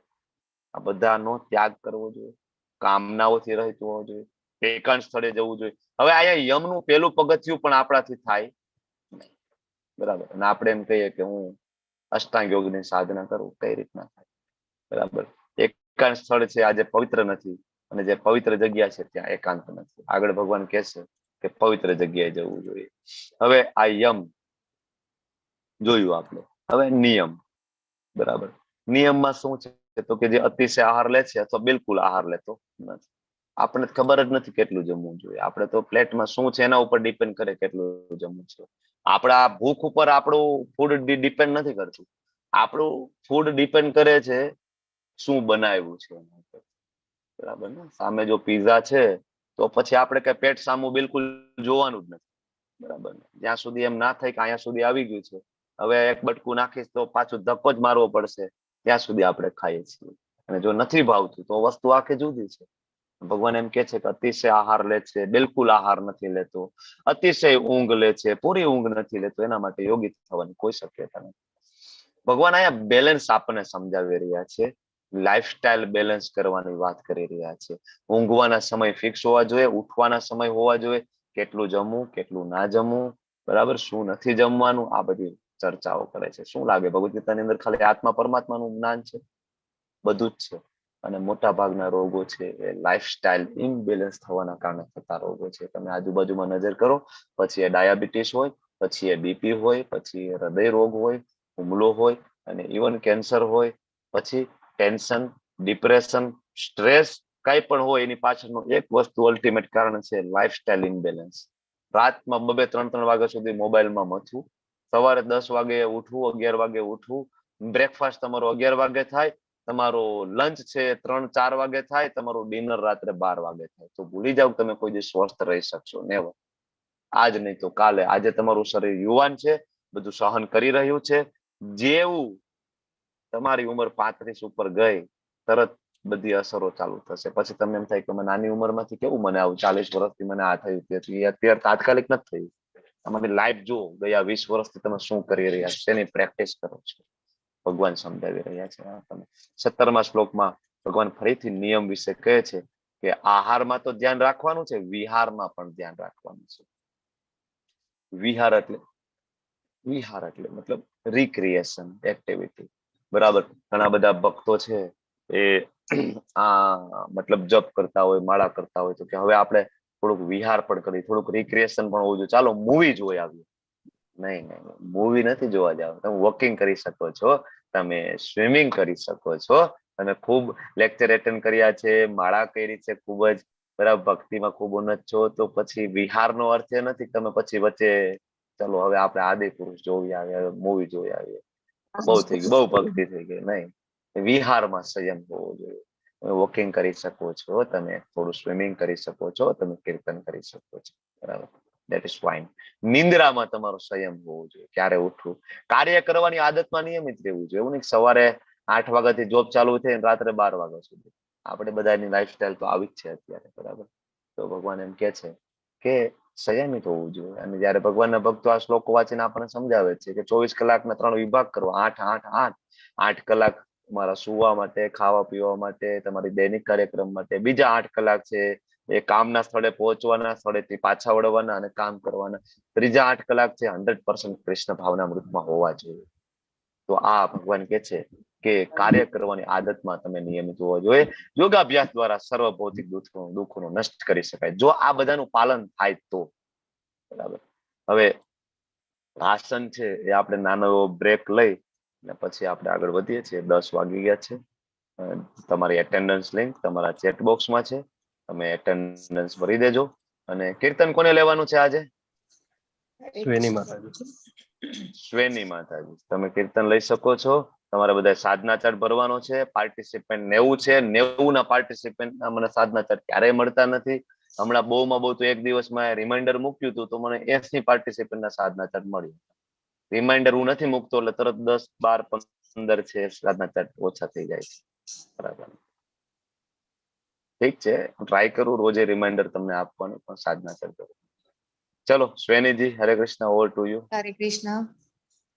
અધરમ મધુરમ વદનમ મધુર નયનમ મધુરમ હસિતમ મધુરમ હૃદયમ મધુરમ ગમનમ મધુરમ મધુરાધિપતેરખિલમ મધુરમ વચનમ મધુરમ ચરિતમ મધુરમ.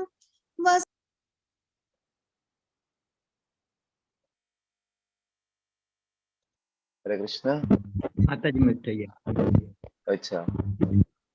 રખિલમ મધુરમ વેણુ મધુરા રેણુ મધુરા પાણી મધુરા પાદૌ મધુરા નૃત્યમ મધુરમ સખ્યમ મધુરમ મધુરાધિપતેરખિલમ મધુરમ ગીતમ મધુરમ પીતમ મધુરમ ભુક્તમ મધુરમ સુક્તમ મધુરમ રૂપમ મધુરમ તિલકમ મધુરમ મધુરાધિપતેરખિલમ મધુરમ કર્ણમ મધુરમ તરણમ મધુરમ હરણમ મધુરમ રમણમ મધુરમ વમિતમ મધુરમ શમિતમ મધુરમ મધુરાધિપતેરખિલમ મધુરમ ગુંજા મધુરા માલા મધુરા યમુના મધુરા વીચી મધુરા સલિલમ મધુરમ કમલમ મધુરમ મધુરાધિપતેરખિલમ મધુરમ ગોપી મધુરા લીલા મધુરા યુક્તમ મધુરમ ભુક્તમ મધુરમ ત્રષ્ટમ મધુરમ શિષ્ટમ મધુરમ મધુરાધિપતેરખિલમ મધુરમ ગોપા મધુરા ગાવો મધુરા યષ્ટિર્મધુરા સૃષ્ટિર્મધુરા દલિતમ મધુરમ ફલિતમ મધુરમ મધુરાધિપતેરખિલમ મધુરમ અધરમ મધુરમ મદનમ મધુરમ નયનમ મધુરમ હસિતમ મધુરમ હૃદયમ મધુરમ ગમનમ મધુરમ મધુરાધિપતેરખિલમ મધુરમ. ઇતિ શ્રી વલ્ભાચાર્ય વિરંચિતમ શ્રી યમનાષ્ટક મધુરાષ્ટક સંપૂર્ણમ. હરે કૃષ્ણ. હરે કૃષ્ણ માતાજી, થેન્ક યુ, ખૂબ ખૂબ ધન્યવાદ. સરસ, ચાલો આગળ વધીશું. તો ચર્ચા કરી રહ્યા હતા કે આહાર, વિહાર, નિંદ્રા, કાર્ય કરવાની પદ્ધતિમાં નિયમિત રહેવું. તો આહારનો મતલબ એ નથી કે મન ફાવે ખાઈ લેવું. તો તાત્પર્યમાં એ પણ લખ્યું છે કે ઇન્દ્રિય તૃપ્તિ માટે આપણે માંસાહાર કરીએ તો શાસ્ત્રમાં ઉલ્લેખ નથી માંસાહાર કરવાનો, બરાબર. કારણ કે ખાવા પીવા માટે ઘણું બધું છે, વિપુલ પ્રમાણમાં ધન, ધાન્ય, દૂધ બધું જ છે, બરાબર. આ જ જોવું જોઈએ. આ જે પદ્ધતિ ભગવાન આપી રહ્યા છે, બરાબર. હવે કોઈ વ્યક્તિ પોતાની ઉપવાસની પદ્ધતિ શોધી લે જે શાસ્ત્રોમાં દર્શાવ્યું નથી, બરાબર. લાઈક એકાદશીના વ્રત છે તો એનું શાસ્ત્રમાં વર્ણન છે. યુધિષ્ઠિર મહારાજ બધી જ એકાદશી વિશે પૂછે છે અને ભગવાન સમજાવી રહ્યા છે. ચાતુર્માસ અત્યારે ચાલી રહ્યા છે, ઘણા બધા ભક્તો ચાતુર્માસ કરી રહ્યા છે, બરાબર. ચાતુર્માસનું વર્ણન છે સ્કંદ પુરાણની અંદર છે, પદ્મ પુરાણમાં છે, અને વેદોની વાત કરીએ તો યજુર્વેદની અંદર છે. 3 જગ્યાએ છે આપણે સ્ટાન્ડર્ડ. અને હરિભક્તિ વિલાસની અંદર ખૂબ સુંદર વર્ણન છે. 4 જગ્યાએથી આપણે ચાતુર્માસનું સુંદર વર્ણન પ્રાપ્ત થાય છે. તો આ બધી પદ્ધતિઓ છે જે શાસ્ત્રમાં આપી છે, એને આપણે ફોલો કરવાનું, નહીં કે આપણે આપણી પોતાની પદ્ધતિઓ ચાલુ કરવી. એટલે ભગવાન સમજાવી રહ્યા છે કે આ બધી વસ્તુમાં નિયમિત રહેવાનું છે. શાસ્ત્ર મુજબનો આહાર, શાસ્ત્ર પ્રમાણે વિહાર, કાર્ય કરવાની પદ્ધતિ એ મુજબનો આહાર એ કરવું જોઈએ. તો આને સાચો યોગી કીધો છે. હવે ભગવાન આગળ ચર્ચા કરે છે આસન વિશે. આસન તો ભગવાન કહે છે કે ભાઈ યોગાભ્યાસ કરવા માટે મનુષ્ય એકાંત સ્થાનમાં જવું જોઈએ. આગળ પહેલા કહ્યું એમ એકાંત સ્થાનમાં જઈ કુશાઘાસ પાથરવાનું. કુશાઘાસ કીડા મકોડા ના આવે, એની સ્મેલ એ ટાઈપની હોય, કીડા મકોડા ના આવે, મચ્છર ના આવે, બરાબર. કારણ કે મચ્છર કરશે ધ્યાન કઈ રીતના લાગશે. બીજું તો કે મૃગ ચર્મ એના ઉપર ઢાંકી દેવાનું, સુવાળું વસ્ત્ર પાથરવાનું. પછી મૃગ ચર્મ એટલે એવું નહીં કે સમયના યોગીઓ હતા પેલા જાય અને એકાદું હરણને પેલા વધ કરે ને પછી ચામડું કાઢે, નહીં. ઓલરેડી જે સિંહે જે મારણ કર્યું હોય જે તે જીવનું, પશુનું, હરણનું, તો અંદરનું સિંહ અંદરનું ખાય, ચામડું પડ્યું રહે એને વોશ કરીને. કારણ કે એ સમય તો કઈ આપડા જેવું તો નહોતું કે મોલમાં જઈને યોગા મેટ ખરીદેલા ઋષિ મુનિઓ યોગા મેટ લઈને પછી યોગ કરીશું જંગલમાં જઈને, એવું તો કઈ હતું નહીં. તો અને બીજું ચામડાનો એક સ્વભાવ છે, એનો સ્વભાવ ગરમ હોય છે. એટલે પણ તમે જયારે શિવજીને પણ જોવો છો તો હંમેશા એ ચર્મ ઉપર બેઠેલા તમે જોઈ રહ્યા છો, કારણ કે આદિ યોગી છે શિવજી, બરાબર.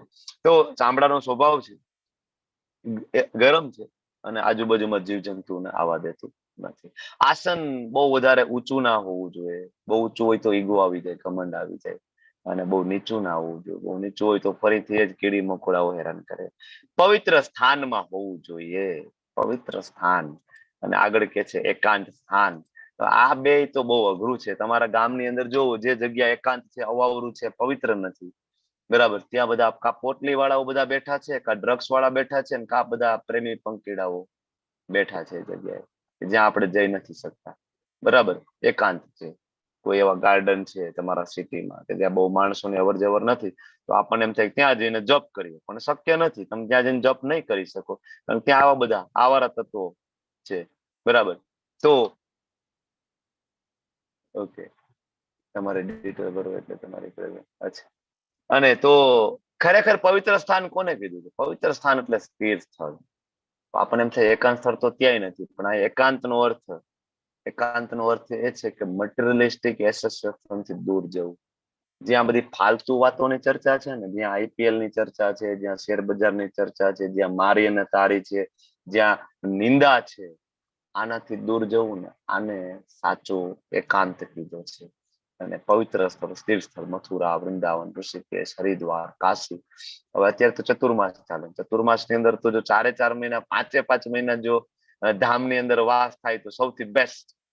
બધું છોડી અને વૃંદાવનમાં જઈને 5 મહિના રોકાઈ જવાનું, બરાબર.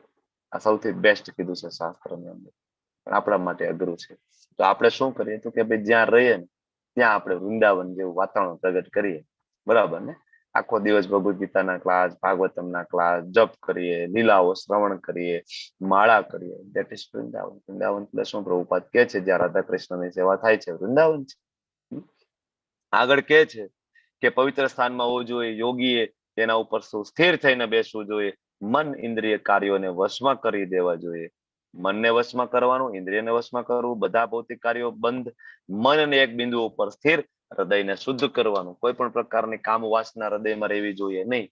અને યોગાભ્યાસ કરવો જોઈએ. આ કેટલું બધું ડિમાન્ડિંગ છે, નથી લાગતું? અષ્ટાંગ યોગ શરૂઆત જ મન ઇન્દ્રિય ઉપર કંટ્રોલ બહુ અઘરું છે. હજી ભગવાન આગળ કહે છે કે એનું પોતાનું શરીર, ગરદન, માથું સીધું ટટાર રાખવું જોઈએ. આપણે સવારમાં જપ કરીએ છીએ તો આ આપણે આમાંથી ટેક અવે લઈ શકાય.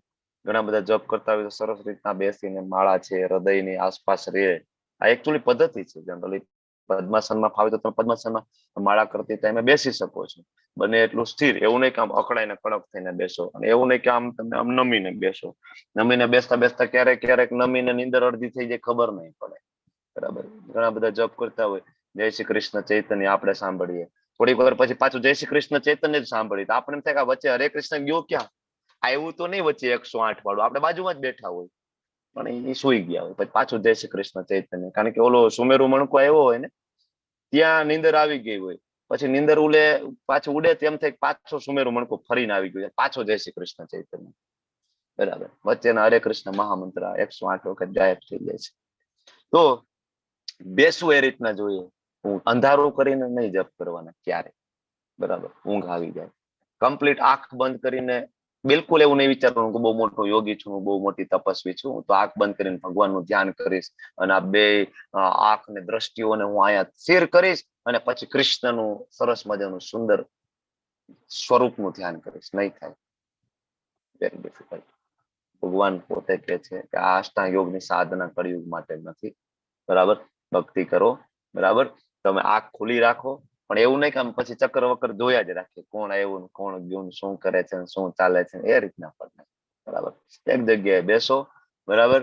અને તમારી સામે શક્ય હોય તો શું કરવાનું, એ નાનું એવું હરે કૃષ્ણ મહામંત્રનું તમે કાર્ડ રાખી શકો છો.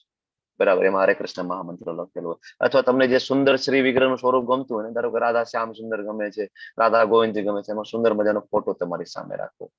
હું તમને મારો અનુભવ કહું. હું સવારમાં જપ કરતો હોય તો ઘણી વખત એવું થાય, થાકી ગયા હોય ને ક્યારેક ભગવાનમાં મન ના લાગે, બહુ વિચારો ચડે, તો હું શું કરું, વૃંદાવન લાઈવ ચાલુ હોય એવરી મોર્નિંગ સવારમાં. કૃષ્ણ બલરામ ટેમ્પલ હંમેશા લાઈવ હોય. બરાબર. 4 વાગ્યાથી કૃષ્ણ બલરામ ટેમ્પલ લાઈવ હોય, મંગલા આરતી. બરાબર. શ્રી પ્રભુપાદની આરતી. એટલે હું ચાલુ કરીને મૂકી દઉં. બરાબર.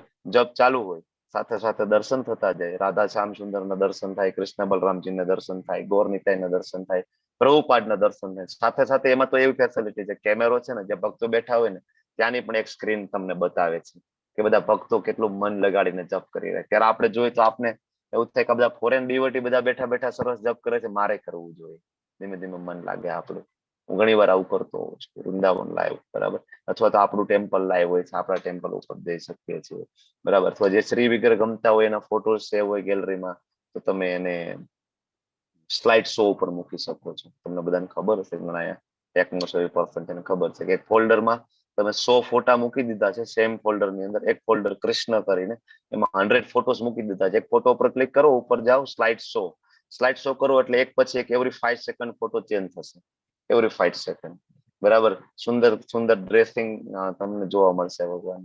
તો બીજા કોઈ વિચાર નહીં આવે. તમે તમારું ધ્યાન કૃષ્ણમાં ફિક્સ થશે. વારંવાર અલગ અલગ ડ્રેસ આવશે ને ચેન્જ થશે. ઓલું એકનું એક હોય ને તો મન તો બહુ ચંચળ છે. મન છે ને એ બહુ જ શૈતાન છે. બરાબર. મન શું કે છે, અચ્છા તારે બોલવું છે હરે કૃષ્ણ મહામંત્ર, હા તું બોલ. કાન તારે સાંભળવું છે, ઓકે તું સાંભળ. આંખ તારે પિક્ચર જોવું છે, તું જોઈ લે. હું તો ક્યારનો જોઉં છું, એકનું એક છે, મારું મન નથી લાગતું, હું જાઉં છું. તમે ત્રણેય કરો જે કરવું હોય. હું જાઉં છું ભાઈ. તમારે જોવું હોય તો પિક્ચર જોવો, તારે ભાઈ બોલવું હોય તો બોલ, તારે સાંભળવું હોય સાંભળ. તમે બધા કરો, હું જાઉં છું. મન જતું રહે છે. પાછું મનને ખેંચવું પડે. આવી જાય ને ભાઈ, લાગી જાય ને. એટલા માટે ચેન્જ જરૂરી છે. તો આ એક પદ્ધતિ છે મન લગાડવા માટે સવારે. તો નાકના અગ્ર ભાગ ઉપર દ્રષ્ટિ સ્થિર રાખવી જોઈએ. આ પ્રમાણે તે સ્થિર તથા સંયમિત મનથી ભય રહિત અને વિષયી જીવનથી પૂર્ણ રીતે મુક્ત. ભાઈ આ તો બહુ અઘરું છે. વિષય જીવનથી પૂર્ણ રીતે મુક્ત, આનો મતલબ એવો થઈ ગયો કે કમ્પ્લીટલી બ્રહ્મચર્યનું પાલન કરવું. આપણે બધા તો ગૃહસ્થ છીએ, તો આનો મતલબ એવો થઈ ગયો કે અષ્ટાંગ યોગ છે એ ગૃહસ્થો માટે છે જ નહીં. અષ્ટાંગ યોગ કરવો હોય તો ભગવાને પહેલા જ યમમાં કહી દીધું, ઘર છોડી દો, પત્ની છોડી દો, બાળકો છોડી દો, ધન છોડી દો, સંપત્તિ છોડી દો, બધું છોડી દો, કપડાય છોડી દો. ખાલી એક કોપીન લઈ લો અને કોપીન વીટી દો લુંગીની જેમ, નીકળી જાઓ. ઘરે કોઈને કહેવાનું નથી, ઘરે ફોન પણ સાથે લઈ નથી જવાનું, નીકળી જાઓ. પાછું કોઈ દિવસ ઘરે આવવાનું નથી. આટલી તૈયારી હોય તો તમે વિચાર કરો કે તો તમારાથી અષ્ટાંગ યોગ થશે. આની રિક્વાયરમેન્ટ છે અષ્ટાંગ યોગની, બરાબર. તો વિષય જીવનથી પૂર્ણ રીતે મુક્ત હોવા જોઈએ, બરાબર, સ્ત્રી પુરુષના સંબંધોથી મુક્ત. તો મનુષ્ય અંતઃકરણમાં મારું ચિંતન કરે અને અંતિમ ધ્યેય અલ્ટિમેટલી મને માને અને મને પ્રાપ્ત કરે. હવે આગળ આવે પ્રાણાયામ. આ 5મા અધ્યાયના 2 શ્લોક છે. મેં તમને પૂછ્યું હતું ને કે આ અધ્યાય શું કામ આવ્યું. 5મા અધ્યાયના લેવલ 2 માં આપણે ભણ્યા હતા, જો યાદ રહ્યું હોય તો 27-28 શ્લોક. ત્યારે ભગવાને કહ્યું હતું કે બાહ્ય ઇન્દ્રિય વિષયોને બહાર કરો, દ્રષ્ટિને 2 ભ્રમરની વચ્ચે કેન્દ્રિત કરો, શ્વાસ અને ઉચ્છ્વાસને અસ્ફુરણની અંદર રોકો, કુંભક કરો, બાહ્ય કુંભક, આભ્યંતર કુંભક, અનુલોમ વિલોમ કરો, બરાબર. ઇન્દ્રિયોને વશમાં લો, મોક્ષ પ્રત્યે લક્ષ્ય રાખો, ભય ઈચ્છા ક્રોધથી રહિત થઈ જાઓ, અને આવો યોગી હોય તો નિસંદેહ મુક્ત છે. તો આવું જયારે ભગવાને કહ્યું તો અર્જુનના મનમાં પ્રશ્ન થાય ને, ભગવાન આ કઈ પદ્ધતિ છે, સમજાવો ને થોડું ડિટેલમાં. એટલે અષ્ટાંગ યોગની શરૂઆત ભગવાને કરી. હવે પ્રત્યાહારની વાત કરીએ તો ભગવાન કહે છે કે આ પ્રમાણે શરીર, મન તથા કર્મમાં હર હંમેશ સંયમનો અભ્યાસ કરતો. સંયમ ક્યાં ક્યાં રાખવાનો છે? શરીર, મન અને કર્મ, બધી જગ્યાએ, બરાબર. શરીરનો ઉપયોગ શું છે? ખાલી ભોગો ભોગવવા માટે, ખાલી મજા કરવા માટે નહીં, સંયમ રાખવાનો છે. મનથી શું કરવાનું? પોતાની ઈચ્છાઓ પૂર્ણ કરવા માટે સતત વિચારો આવી રહ્યા છે, મનમાં સંયમ. અને કર્મમાં પણ સંયમ. આનો અભ્યાસ કરવાનો છે. ધીમે ધીમે ધીમે પ્રેક્ટિસ પાડશો તો આવો સંયમિત મન વાળો યોગી ભૌતિક અસ્તિત્વ સમાપ્ત થઈ જાય છે. ભૌતિક અસ્તિત્વ સમાપ્ત થઈ જાય ત્યારે ભગવત ધામને પામે છે. ભૌતિક અસ્તિત્વ સમાપ્ત થવું એટલે પંચ મહાભૂતનું શરીર જયારે છૂટી જાય છે તો અલ્ટિમેટલી ભગવત પ્રાપ્તિ એને થાય છે. ભગવાન સમજાવી રહ્યા છે, બરાબર. તો આગળ હવે ધારણા, અને ભગવાન કહે છે કે જ્યારે યોગી યોગાભ્યાસ દ્વારા પોતાના માનસિક કાર્યોને સંયમિત કરી લે છે, માનસિક કાર્યો અધ્યાત્મમાં સ્થિત થઈ જાય છે. અને અહીંયા અધ્યાત્મ એટલે એવું નહીં કે વેદો વાંચી લે, પુરાણ વાંચી લે. અધ્યાત્મનો સાચો અર્થ એ છે કે કૃષ્ણ વિષયક જે જ્ઞાન છે, ભગવદ્ ગીતા, શ્રીમદ ભાગવતમ, એ સાચું અધ્યાત્મ છે. કારણ કે ભગવાન આગળ કીધું છે અધ્યાત્મ હું છું, બરાબર. તો કૃષ્ણ વિષયક જ્ઞાન લેવું. ભૌતિક ઇન્દ્રિયો જ્યાં સુધી બની રહે ને ત્યાં સુધી કોઈ વ્યક્તિ અધ્યાત્મમાં સ્થિર થઈ શકતો નથી. વારંવાર વિચારો આવે, બરાબર, વારંવાર. ઇવન ક્લાસમાં હોય તો સતત બીજા વિચારો, જપ કરતા હોય તો સતત વિચારો. એટલે ભૌતિક ઈચ્છાઓ ધીમે ધીમે ઓછી કરવાની. જીવનની નીડ છે એ ઓછી કરવાની. વોર્ડરોબ છે ને, વોર્ડરોબ નાનો બનાવતું જવાનું ધીમે ધીમે, બરાબર. આપણે તો જયારે મોલમાં જઈએ ત્યારે આપણને જે ગમે પરચેસ કરીને લાવીએ, જે ગમે તે પરચેસ કરીને લાવીએ. ઢગલો આખો કબાટ આપણો ભરેલો હોય, પણ જયારે પ્રસંગમાં પહેરવાના હોય, ખાસ તો માતાજીઓને આવું વધારે થાય, પ્રભુજીને તમારે કઈ હોય જ નહીં. તમે એક શર્ટમાં અમે બધું કરી લઈએ મોસ્ટલી. એક શર્ટ ને એક પેન્ટ હોય એટલે અમારે એમાં ફ્યુનરલ થઈ જાય. અમારા કપડા એવા હોય કે અમે દાડામાં જઈએ, અમે લગ્નમાં જઈ આવીએ. માતાજીઓને પૂછવો ને, આખો કબાટ ભરેલો હોય, કપડા જ ક્યાં છે? બરાબર, કપડા જ ક્યાં છે? એવરી ગમે ત્યારે મોલમાં ગયા હોય તો કઈ ને કઈક શોપિંગ થઈ હોય, પણ જયારે પ્રસંગ આવે કપડા જ નથી. વોર્ડરોબ ને નાનો કરો. ધીમે ધીમે કૃષ્ણ ભાવના મૃતમાં આવો ને, થોડી ઈચ્છાઓને કંટ્રોલ કરતા શીખો ધીમે ધીમે, બરાબર. કે જેમ જેમ ભૌતિક ઈચ્છાઓને કંટ્રોલ કરશો તો અધ્યાત્મમાં સ્થિર થઈ શકશો, અને તો જ આ જે માનસિક કાર્યો છે એ બધા અલ્ટિમેટલી સંયમિત થાય, બરાબર. આ તો અષ્ટાંગ યોગ માટે છે, સેમ જરૂરી ભક્તિ યોગ માટે પણ છે. એટલે આપણે આમાં જે જે જરૂરી છે એની ચર્ચા આપણે ડિટેલમાં લઈએ છીએ. જે બહુ જરૂરી નથી એમાં આપણે ઊંડા ઉતરતા નથી, કારણ કે આપણે અષ્ટાંગ યોગની સાધના કરવા જવાના નથી, બરાબર. તમે કોઈ હિમાલયમાં જવાના હોય તો મને કહેજો, તો આપણે ડિટેલમાં આનો લેક્ચર ગોઠવવાના છે અષ્ટાંગ યોગ. તમે એમ કહો કે ના અમારે અષ્ટાંગ યોગની ઉપાસના કરવી જ છે પ્રભુજી, એક શ્લોક ઉપર અમારે પ્રવચન ડિટેલમાં સાંભળવું છે, તો આપણે કરશું ડિટેલમાં ચર્ચા, બાકી જરૂરી. તો ત્યારે યોગમાં સુસ્થિર થયેલો ગણાય છે, બરાબર. હવે ભગવાન આગળ ધ્યાનની વાત કરે છે 19મા શ્લોકની અંદર. ભગવાન ત્યાં ઉદાહરણ પૂરું પાડે છે, ઉદાહરણ આપે છે કે જેવી રીતે વાયુરહિત સ્થાનની અંદર દીવો છે એ અસ્થિર થતો નથી, બરાબર ને. પવન ના આવે તો દીવો એકદમ સ્થિર રહે છે. એવી રીતના યોગીનું મન વશમાં હોય, બરાબર. જયારે યોગીનું મન વશમાં હોય, સ્થિર રહે છે, એકદમ સ્થિર થઈ જાય. ઇન્દ્રિયો સંયમિત, મન સ્થિર, દિવ્ય આત્માના ધ્યાનમાં સ્થિર થઈ જાય છે. અલ્ટિમેટલી એને ધ્યાનમાં લાગી જાય છે, બરાબર. કારણ કે ભોગની ઈચ્છાઓ જ્યાં સુધી છે ત્યાં સુધી કોઈ યોગી બની નથી શકતો. કોઈ દિવસ એવું ના બને કે યોગ અને ભોગ બે સાથે પ્રાપ્ત થતા જ નથી. Never and ever. બરાબર. કાં તો ભોગ ને કાં તો યોગ. તમારી પાસે બે હાથમાં લાડુ વાળી આમાં ફેસિલિટી નથી, એ શક્ય જ નથી. એટલે આપણે જોઈએ છે ઘણા બધા સંસાર છોડીને જતા રહે, ભગવા પહેરી લે, પણ અલ્ટિમેટલી યોગમાં સ્થિર નથી થઈ શકતા, ભોગમાં સ્થિર થઈ જાય છે. એ કઈ ને કઈ પોતાની ઇન્દ્રિયોને સંતુષ્ટ કરી રહ્યા છે.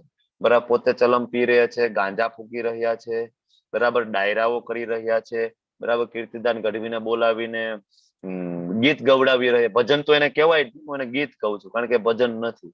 કારણ કે ભજનનો મતલબ શું છે? જેના હૃદયની અંદર કૃષ્ણ બિરાજમાન હોય એના મુખમાંથી નીકળતા શબ્દો એને ભજન કહી શકાય છે.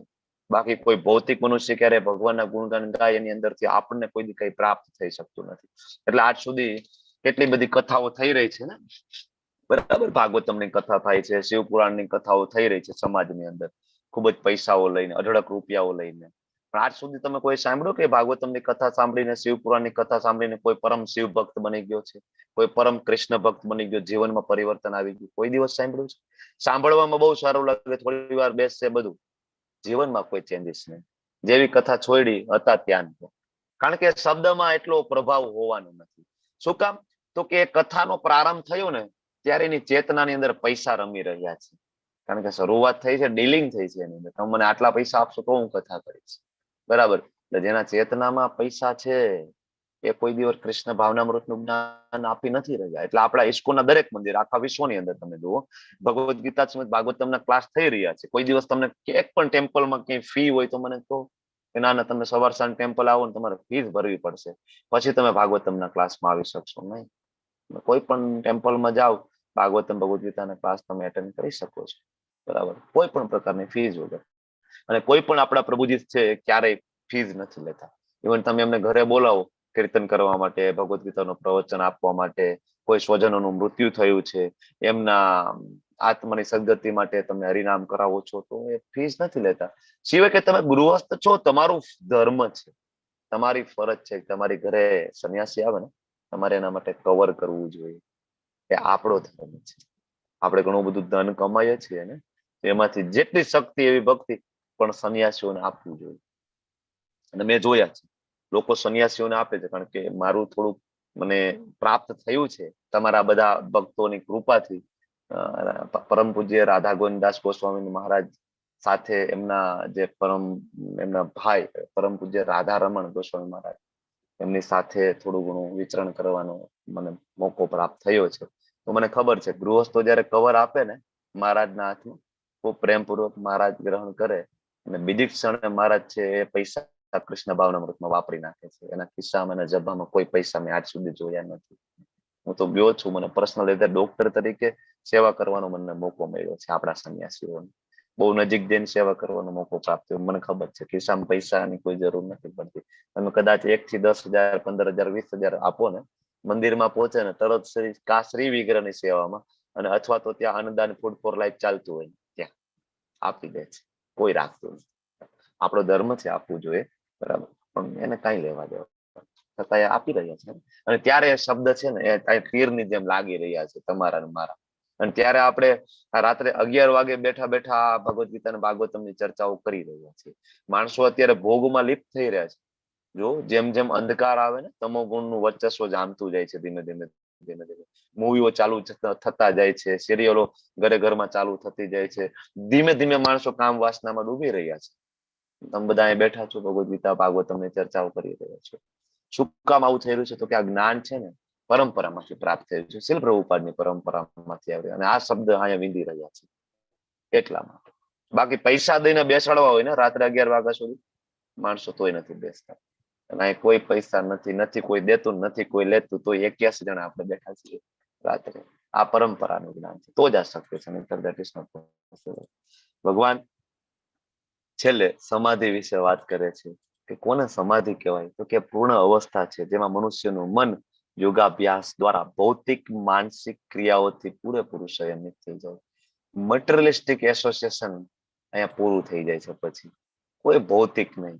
એટલે એનો મતલબ એવો નથી કે એમની પત્ની બાળકો છોડી દે છે, પણ મટીરિયલિસ્ટિક આસક્તિ નહીં. એને ખબર છે કે ભાઈ મારા બાળકો છે કૃષ્ણના અંશો છે, મારે એનું સારું એજ્યુકેશન આપવું પડશે. જો એને સારું એજ્યુકેશન હશે તો એ ભણી ગણીને આગળ જતા કૃષ્ણ ભાવનામૃતનો પ્રચાર કરશે.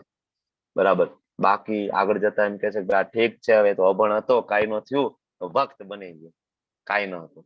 પણ આપણા ઇસ્કોન ની અંદર તમે જો બીજું કોઈ નહીં, આપણે આપણા નામાની સદાસ પ્રભુજીની વાત કરી. IIT માંથી આવેલા અને ઇન્ફોસિસ જેવી મલ્ટીનેશનલ કંપનીમાં જોબ કરવા માટે અત્યારનું યુવા ધન છે, તલપાપડ છે, ત્યાંથી બરાબર કૃષ્ણ ભાવનામૃતમાં આવીને આજે કૃષ્ણ ભાવનામૃત આવે છે. એવું નથી કે અનસક્સેસફુલ છે એટલે ભક્તિમાં આવી ગયા, સંસારથી કંટાળી ગયા છે એટલે ભક્તિમાં આવી ગયા. નહીં, કૃષ્ણ પ્રત્યે પ્રેમ છે એટલા માટે ત્યારે શબ્દો વિંધે છે. આને કહેવાય સાચી સમાધિ. તો આ સિદ્ધિનું વિશિષ્ટ લક્ષણ છે. કયું? ભૌતિક ક્રિયાઓથી સંયમિત થવું ને, આ જ સિદ્ધિનું વિશિષ્ટ લક્ષણ છે. કોઈ વ્યક્તિ એમ કે હું સિદ્ધ છું તો પેલું લક્ષણ એનું એવું જોઈએ કે મટીરિયલિસ્ટિક એસોસિએશન બંધ થયું છે, મટીરિયલિસ્ટિક કાર્યો બંધ થયા છે, એનું સિરિયલ જોવાનું બંધ થયું, એનું ટીવી જોવાનું બંધ થયું, એનું IPL જોવાનું બંધ થયું કે નહીં. આ લક્ષણ છે કોઈ વ્યક્તિ સિદ્ધિ તરફ આગળ વધતો એનું લક્ષણ છે. મનુષ્ય શુદ્ધ મનથી પોતાને જોઈ શકે છે. પોતાને જોઈ શકે છે એટલે એવું નહીં કરીસામાં હું રૂડું રૂપાળું છું, એ પોતાને નહીં, પોતાને જોઈ શકે કે હું શરીર નથી, હું આત્મા છું. શુદ્ધ મનથી જોઈ શકે છે. પોતાની અંદર આનંદ માણે છે. એને ખબર છે કે મારી અંદર પરમાત્મા કૃષ્ણ તરીકે બિરાજમાન છે અને ભગવાને તો એવું કીધું છે કે સુરદમ સર્વભૂતાના, હું તારો ખૂબ જ પ્રેમાળ મિત્ર છું. તો ત્યારે કૃષ્ણને અંદર જ યાદ કરીને આનંદ માણે છે. એ આનંદ અવસ્થામાં મનુષ્ય દિવ્ય ઇન્દ્રિયો દ્વારા, આ ભૌતિક ઇન્દ્રિયોથી આ સુખ પ્રાપ્ત ના થાય એટલે અહીં કહે છે દિવ્ય ઇન્દ્રિયો દ્વારા અનુભવાતું અપાર દિવ્ય સુખ. હરે કૃષ્ણ મહામંત્રમાં તમે જો ઘણા બધા ભક્તો હરે કૃષ્ણ મહામંત્રનો જપ કરતા હોય, એડવાન્સ ડિવોટી. ખાસ તો તમે જયારે ક્યારેક તમને વૃંદાવન જવાનું સૌભાગ્ય પ્રાપ્ત થાય, શ્રીમતી રાધિકા રાણીને પ્રાર્થના કરો કે તમને વૃંદાવન બોલાવે. વૃંદાવન ખાસ તો દામોદર મહિનામાં, કાર્તિક મહિનામાં વૃંદાવન જવાનું ખૂબ મહત્વ છે. અને પ્રભુપાદ બધા ભક્તોને કહેતા કે ભાઈ તમે એટલા તમે બિઝી હોય પણ કાર્તિકમાં વૃંદાવન જરૂરથી જાઓ. કાર્તિકમાં ખૂબ મહત્વ છે. કાર્તિક આખા મહિનાની અંદર વૃંદાવન ઇસ્કોન થી ભરેલું હોય છે, ઇસ્કોનના ભક્તો. ઇવન મારો અનુભવ છે કે વૃંદાવન થી 15-20 કિલોમીટર હાઈવે ની હોટલોમાં ઇસ્કોનના ભક્તો બુક કરીને બેઠા હોય. તમને ત્યાં પણ હોટલ મળતી નથી, કારણ કે કાર્તિકમાં બહુ જ મહત્વ છે. શ્રીમતી રાધિકા રાણી ભગવાન શ્રી કૃષ્ણની વિશેષ કૃપા પ્રાપ્ત થાય છે. બરાબર.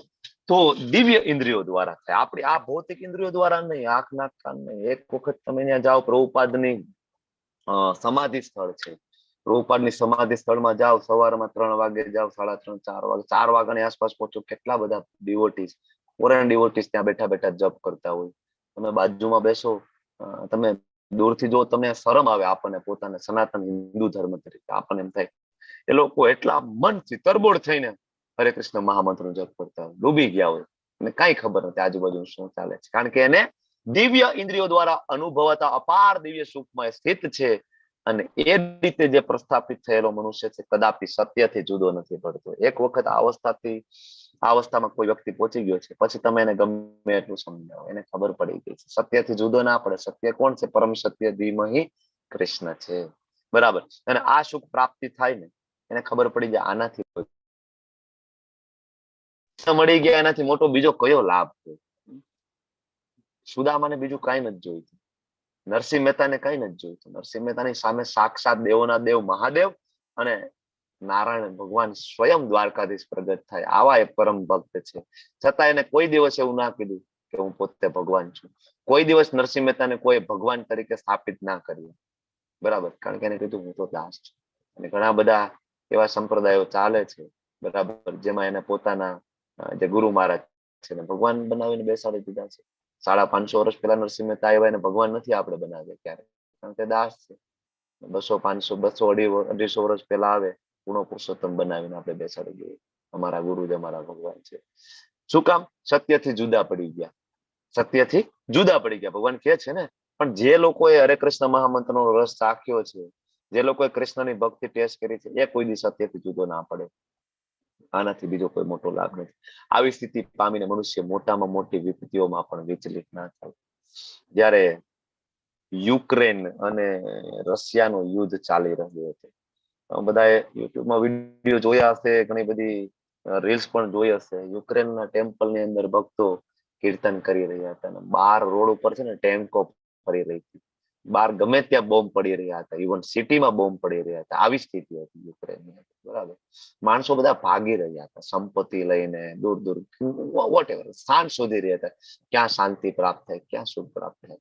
ત્યારે ઇસ્કોનના ડિવોટ ઇસ્કોન ટેમ્પલ યુક્રેનની અંદરથી ઘણી વખત લાઈવ આવ્યા, કીર્તન કરી રહ્યા હતા, કેટલા બધાને શેલ્ટર આપ્યો, આશ્રય આપ્યો, મંદિરમાં રહેવાની વ્યવસ્થાઓ બધા માટે કરી, બધા માટે જમવાની વ્યવસ્થાઓ કરી, પ્રસાદની વ્યવસ્થા, ખૂબ કીર્તન કરી નૃત્ય. એને કોઈ ફરક નથી પડતો, જે થાય એ કૃષ્ણ જે ઈચ્છા હશે તે. બરાબર, તો વિચલિત નથી થતા. મોટામાં મોટી વિચાર કરો કે બાર શેરીમાં ટેન્ક ફરતી હોય, તમારી મારી શું સ્થિતિ થાય. બરાબર, કૃષ્ણ ભાવના વૃત્તમાં એકવાર મન જો સ્થિર થઈ ગયું હશે ને તો વિચલિત નહીં થાય તમારે. બરાબર, ખરેખર સમાધિની આ અવસ્થા એ જ તો ભૌતિક સંસર્ગમાં ઉપજતા સર્વ દુઃખોમાંથી પ્રાપ્ત થતી વાસ્તવિક મુક્તિ છે. સાચી મુક્તિ એટલે શું છે? સાચી મુક્તિ એ નથી કે હિમાલયની ગુફામાં જઈને બેસી જાઓ. બરાબર, એ સાચી મુક્તિ નથી. સાચી મુક્તિ એ છે કે ભૌતિક જગતમાં રહીને પણ જો ભૌતિક સંસર્ગમાંથી ઉપજતા બધા દુઃખોમાંથી તમે જો મુક્ત થઈ જતા હો. શ્રી પ્રભુપાદજી આજ ભૌતિક જગતમાં રહ્યા, આપણા બધા વચ્ચે જ રહ્યા. બરાબર, છતાં એને કઈ વિચલિત ના થાય. જલદૂતમાં બેસીને ગયા, 2 વખત હાર્ટ એટેક આવ્યો. બરાબર, ત્યાં જયારે જલદૂતમાંથી ઉતર્યા, ખિસ્સામાં કઈ પૈસા નહોતા. બરાબર, ત્યાં ઓલા કેપ્ટન ને કહે છે કે તમે મારી એક ભાગવતમની કોપી લઈ લો ને. કેટલાની આવશે ભાગવતમની કોપી? ઓલો કેપ્ટન પૂછે $16, $16. તો એ આઈ થિંક પંડ્યા કરીને સરનેમ છે, હું નામ ભૂલી ગયો છું. તો $20 આપે છે પ્રભુપાદ, $40 આપે છે, સોરી $20 આપે છે. $20 પ્રભુપાદ જર્ની ચાલુ કરે છે. એનો કોઈ ફરક નથી પડતો, કોઈ જાણીતું છે નથી જાણીતું. આ સાચી સમાધિની અવસ્થા છે. બરાબર, પ્રભુપાદ સમજાવી રહ્યા છે આપણને તાત્પર્યની અંદર. હવે આ અત્યાર સુધી આપણે કર્મયોગ, જ્ઞાન યોગ, અષ્ટાંગ યોગ આ બધું ભણતા આવ્યા. આપણે અલ્ટિમેટ ટ્રુથ છે ભક્તિ યોગ છે. એટલા માટે આ જેટલા શ્લોકો આપણે સમજ્યા એને આપણે ભક્તિ યોગને કનેક્ટ થઈને આપણે સમજવાની કોશિશ કરી છે. ઓકે, તો આપણે અહીંયા 24મા શ્લોકથી વિરામ લઈએ અને બાકીના શ્લોકો આપણે આવતીકાલે કવર કરીશું 47 સુધી. તમે બધા ખૂબ શાંતિપૂર્વક મને સાંભળ્યું. તમારો બધાનો ખૂબ ખૂબ આભારી છું. વાંછા કલ્પતરુભ્યશ્ચ કૃપા સિંધુભ્યૈવ ચ પતિતાનાં પાવનેભ્યો વૈષ્ણવેભ્યો નમો નમઃ. હરે કૃષ્ણ હરે કૃષ્ણ કૃષ્ણ કૃષ્ણ હરે હરે, હરે રામ હરે રામ રામ હરે હરે રામ હરે, રામ રામ હરે હરે.